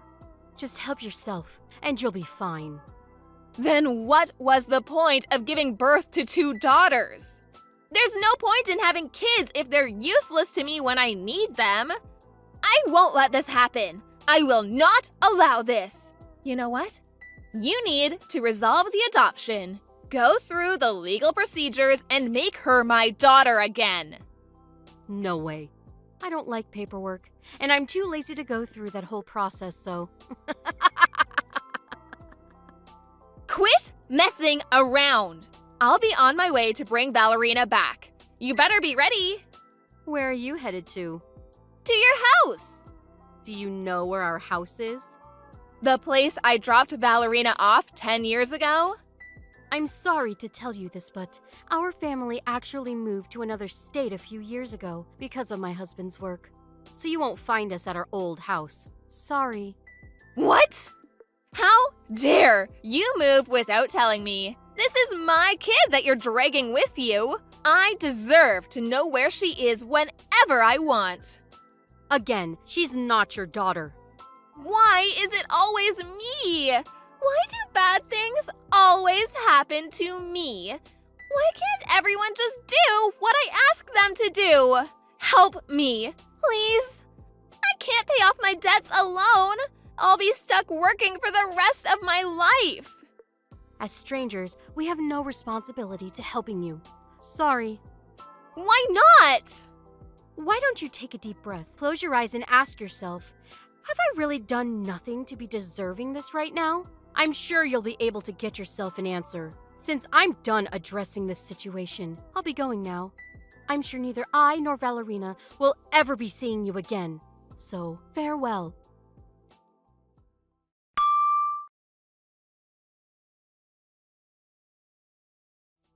Apparently, Tori tried to go and look for Ballerina and Bella, but wasn't able to do anything since she couldn't pay for the gas to get anywhere. After that, she tried to work her butt off to pay back her debts, but ended up borrowing even more money because of her online casino addiction. After reaching out to illegal sources or money laundering, she was caught by the members of a gang and was forced to work as a prostitute. After acting upon impulse, Tori ended up getting herself in a living hell situation. Not that she didn't deserve it. FYI, Andrea was taken to her grandparents' house after a few days since she ran away from her mother. And now she lives with her grandparents and goes to high school like any other student. Ballerina is also a high school student now, and she's pursuing her dreams as a nurse, going to school every day with her friends. In the end, I'm extremely grateful that everyone ended up at a better place, and I think everyone other than Tori is glad about how things ended up. Thank you for watching. Please subscribe and hit the like button. See you next time.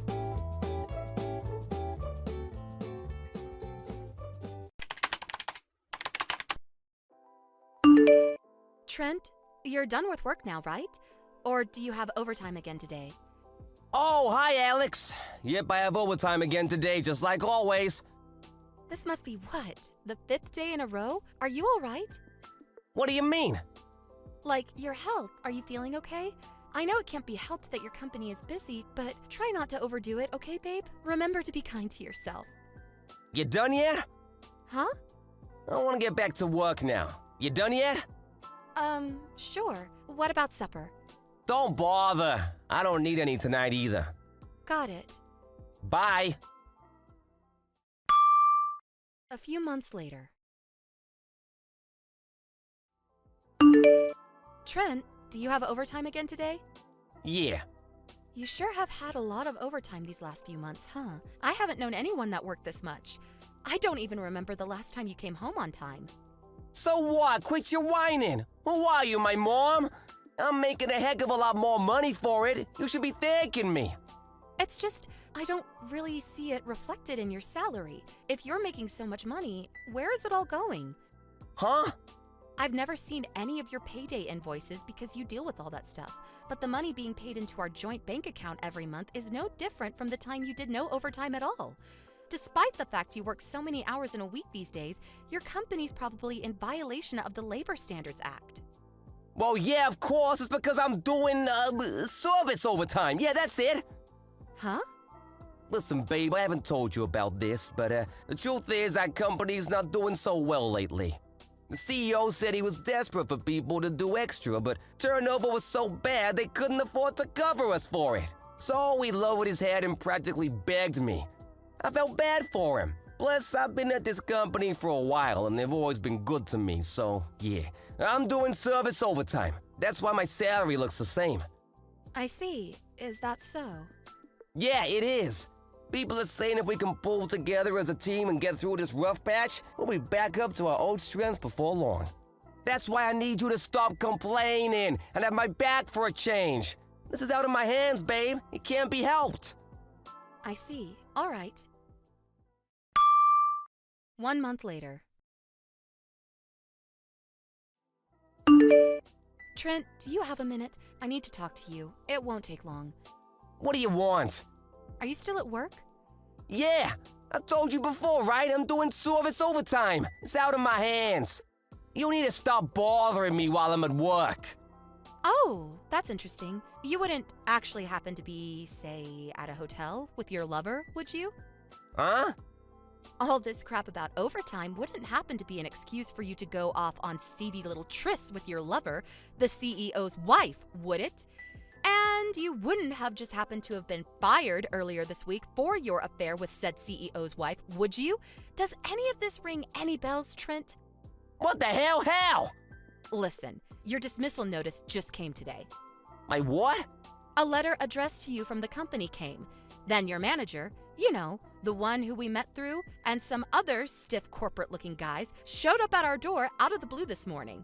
I'm sure you've been made aware of the situation with your husband through the dismissal notice we sent, but we wanted to let you know he was, in fact, dismissed for gross misconduct. What the heck? They must have been pranksters, babe. I'm at work right now. Cut the crap, Trent. They told me they felt I had a right to know why you were dismissed, because it was something that would influence my life greatly. They told me you were having an affair with the current CEO's wife. When I asked, they told me that she's also the daughter of the previous CEO. You really picked a blinder with her, didn't you? Well, damn it. What's the point? Whatever, the secret's out. I can't hide it anymore. Okay, fine, I'm having an affair. Everything they told you is true. I'm in a sexual relationship with Melissa Silverstein, the daughter of the previous CEO and the wife of the current one. Why do you sound so proud to announce it? They told me that's why you got fired. What of it? It was nothing more than a vain attempt at revenge to soothe the CEO's profound butthurt. Revenge? You still don't get it, do you? Pitiful. All it takes is one look at Melissa's titles to realize what I'm getting at here. Huh? Daughter of the previous CEO and wife of the current one? Is that what you mean? Yeah, bingo! Think about it for a moment, you dimwit. How do you imagine my future to look being loved by a woman like that? I don't follow. Bright, dazzling, and envied by all. Excuse me? The only future I can see for you right now is one where you're perpetually crushed by the suffocating pressure of the enormous compensation payments you're gonna owe to me and the CEO. That might not be so bad if you had a job to come up with the money, but you just got fired for gross misconduct. Your future looks pretty dark, gloomy, and miserable to me. Which part of that is supposed to be dazzling or enviable? Do you even realize the magnitude of what you've done? What the frick are you talking about? You're surprisingly stupid. Did I really marry someone who's this much of a moron? What's so funny? It's true, I'll almost definitely owe you and the CEO a hefty sum in compensation. On top of that, the CEO will almost definitely divorce Melissa. However, think, Alex, just think for once in your life. Show me what that little peanut between your ears is capable of. Okay, I get it's probably hopeless, your mind's just too slow. I'll just explain. The point is, Melissa will still be the daughter of the previous CEO. Sure, so what? Basically, if me and Melissa get married, I'll become the next CEO. What? Wait, what? Jesus, woman, do you still not understand? I don't understand how you can be this much of an idiot. Oh my, I almost feel bad for you. Let me make sure we're on the same page here. So you think that if you marry the daughter of the last CEO, you automatically become the next one? Please, can you just confirm that's what you're actually trying to say? Yep, you got it. Maybe you're not such a dummy after all. You see, Melissa's an only child with no brothers to inherit the company. Whoever she marries automatically becomes the next CEO. Surely that's obvious. By extension of that logic, if the current CEO divorces Melissa, he automatically loses his position as CEO? Is that what you're claiming? Yep, you got it, sweet cheeks. Boom, boom, boom. We're going to the moon, baby! Then the whole epic will draw to a close with me firing the old CEO after a dramatic speech in front of the whole company on the dawn of my rise to power. The movie's about to begin, and I'm the MC. You're more detached from reality than I thought. I hate to tell you this, Trent, but I'm not so sure if this is gonna go down quite how you expect it to.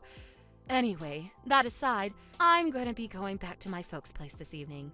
I'll leave the divorce papers on the table. See to it that they get signed and handed in. I intend on finding a lawyer and leaving everything to do with the compensation up to him later this week. So when the invoice turns up, make sure you pay. Sure, whatever. I hand the papers in today and even pay you a generous sum in compensation. I feel bad for you, you know. It must hurt to lose a guy like me. I gotta admit, I didn't expect my secret to get out this early, but it looks like I'm gonna get my happy ending all the same. Before long, my dream of becoming CEO will be a reality. I'll be the boss, and everyone will bow down to me. Me! Lord, give me strength. 2 weeks later. Alex, I've changed my mind. The divorce is off. I repeat, the divorce is off. Abort! Damn and blast it. I forgot I handed in the papers. Oh, whatever, no biggie. Just go and register us to get married again, okay, sweetie pea? Let's get back together.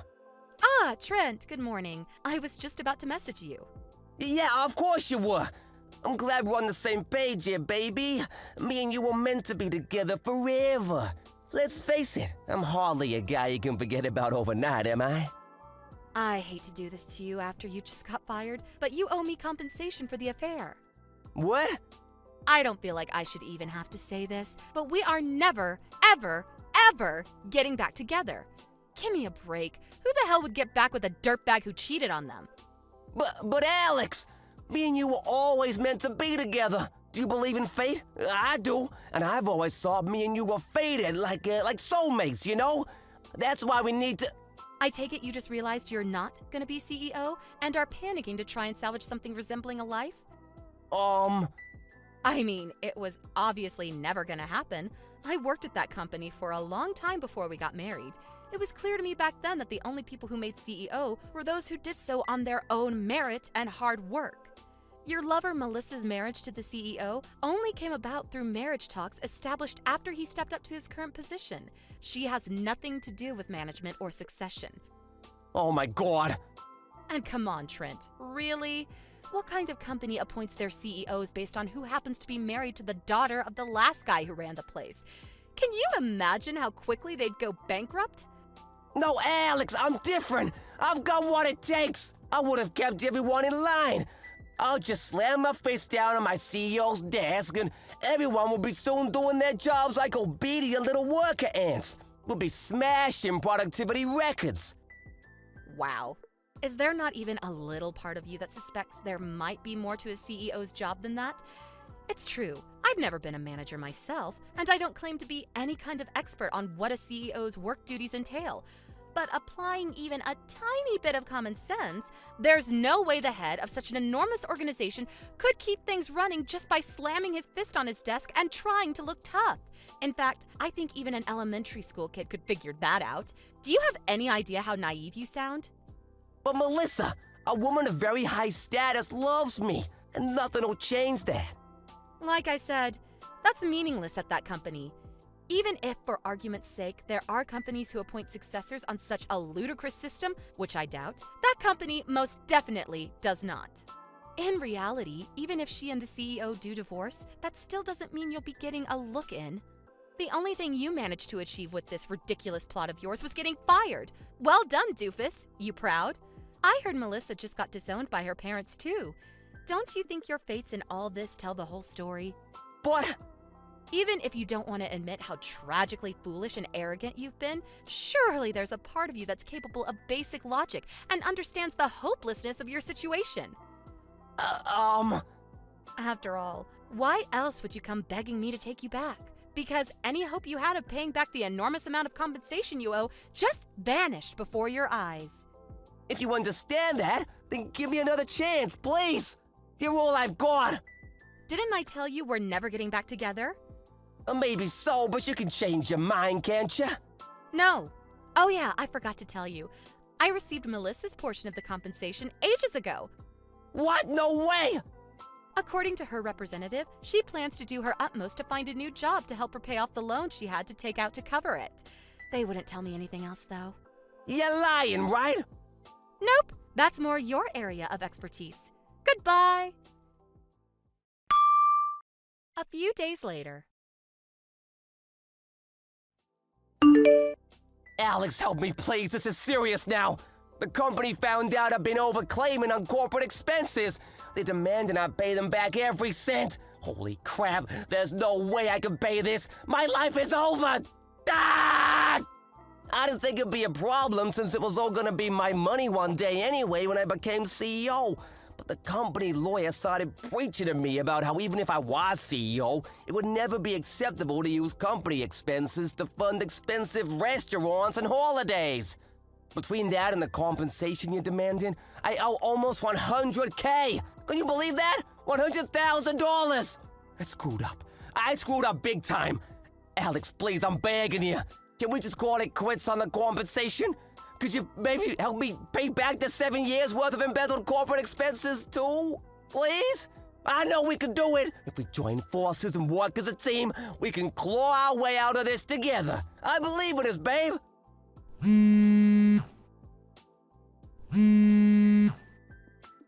Alex! Go away. Huh? I divorced you because I don't want anything to do with you ever again. Do not contact me, you delusional freak. No, your words. They cut like a knife through my heart. How could you do this to me, Alex? Later on.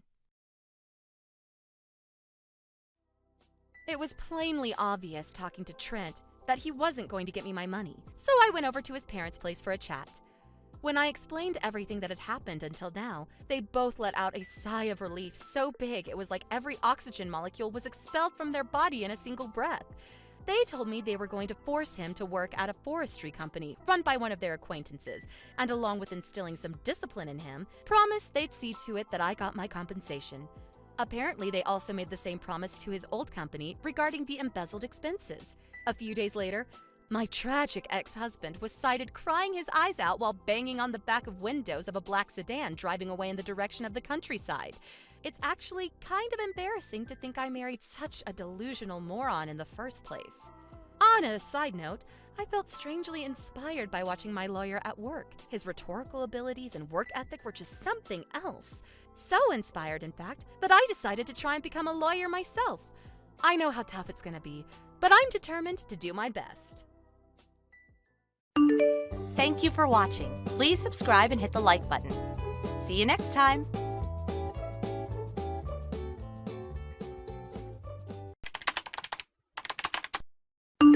Hey, Patricia, can I talk to you for a second? Hi, Mackenzie. What's up? Did you take money out of my wallet again? What are you talking about? I had $1,000 in cash, but now there's only $800.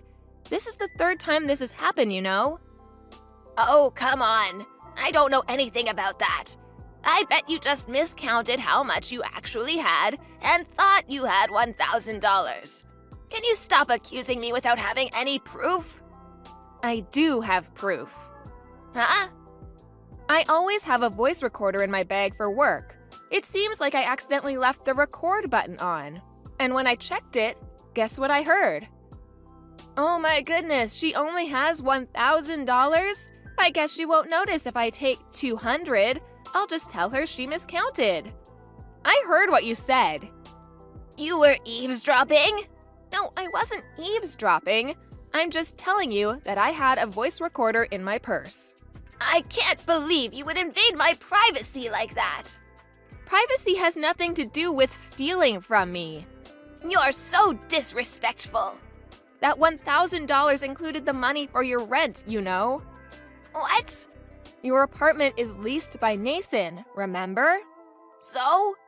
Nathan's away on a business trip today and told me he forgot to pay your rent this month. So I was going to go see your landlord and give him the rent money in cash. So you took $200 from your own rent money. I didn't know that.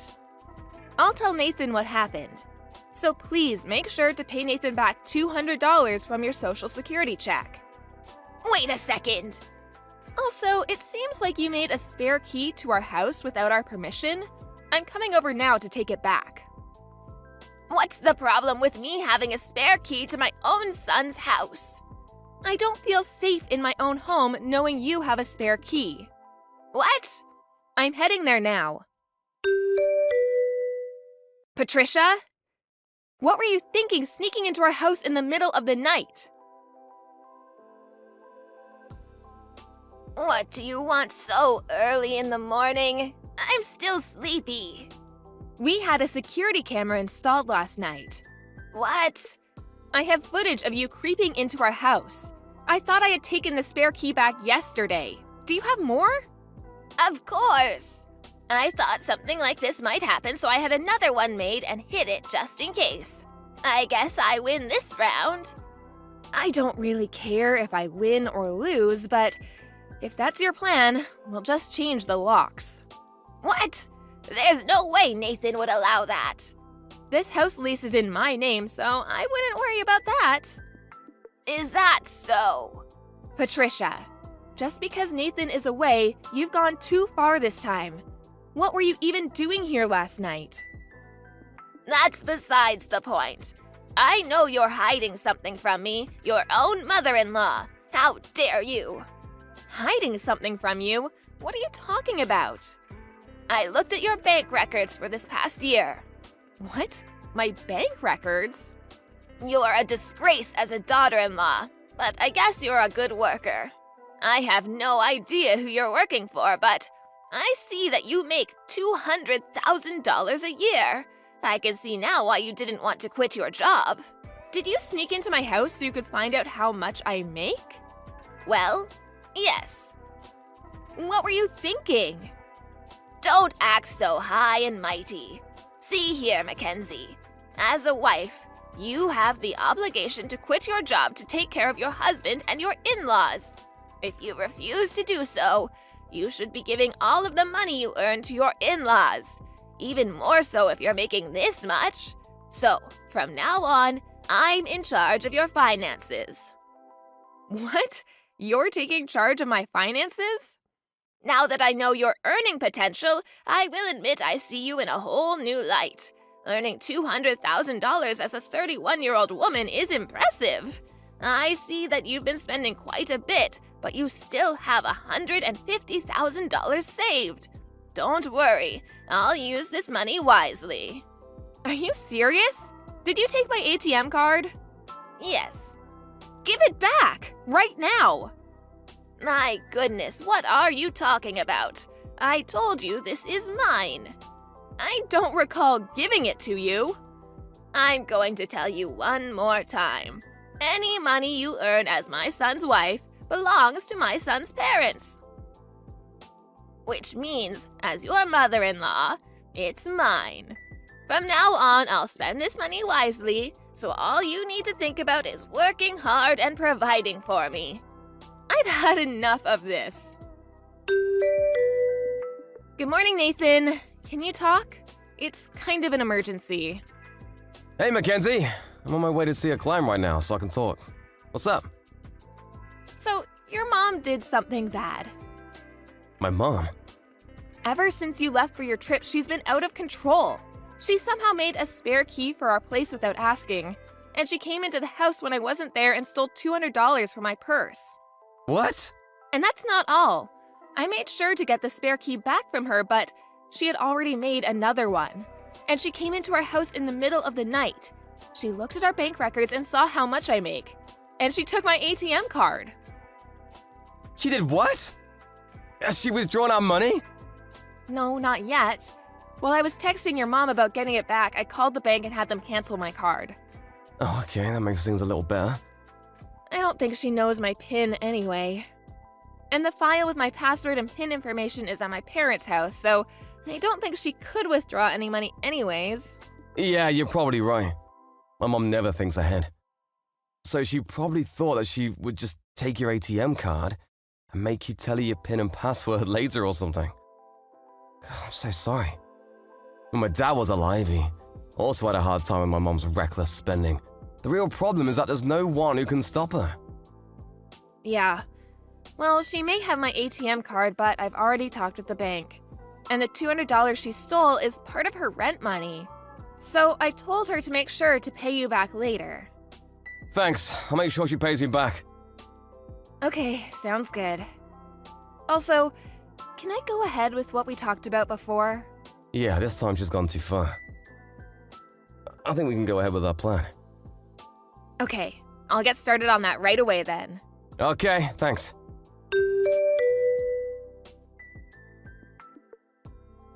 Mackenzie, answer me! Yes, Patricia? What's wrong? Why are you so nonchalant? You're the one who told me to answer you. Whatever. Why is your ATM card getting declined? What? I can't pay back my payday loan. Your payday loan? Patricia, are you in debt? The due date is today. I couldn't get the money together, so I thought I would use your money to pay it back. So I gave your ATM card to the man from the payday loan company who came by the house today. But he said I couldn't pay him back in that way. Of course he did. How is he going to use an ATM card without the PIN number? I thought they could look the PIN up or figure it out or something. Have you been watching too many soap operas or something? It's not like they're hackers. By the way, I've already called the bank and shut down any future activity on my account. What? How could you do that without my permission? I'm allowed to do whatever I want with my own account. I told you that your earnings are mine.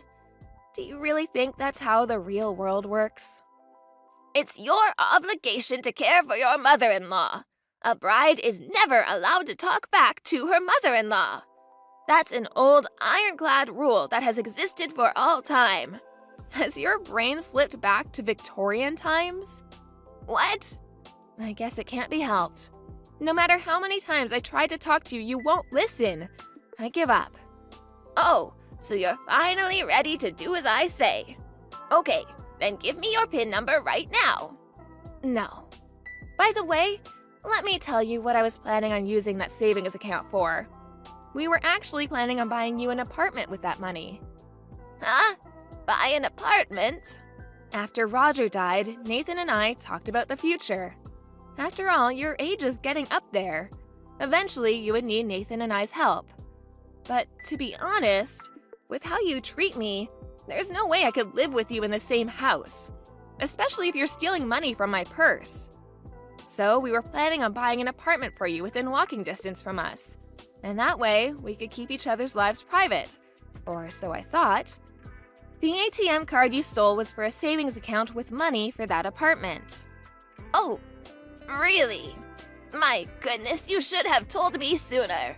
If that's what the money is for, I'll give you your card back. No, that's okay. It's too late, Patricia. Too late.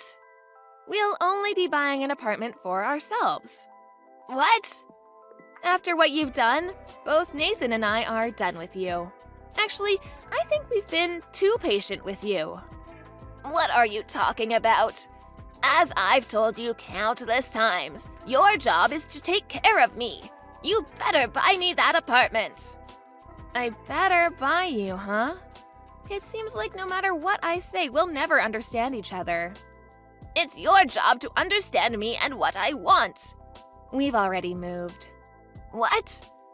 We don't plan on telling you our new address. And we haven't told you yet, but Nathan has started a new job. A new job? Yes, so even if you go to his old company, he won't be there. Fine, I'll go to your workplace. I quit 2 months ago and am working freelance. What? I didn't tell you that either. I started earning more with my side job than I was at my company, and it was hard to do both, so I quit my job. Just hold on a second. You guys are being so selfish. That's the last thing I want to hear from you. Oh, and about your current apartment?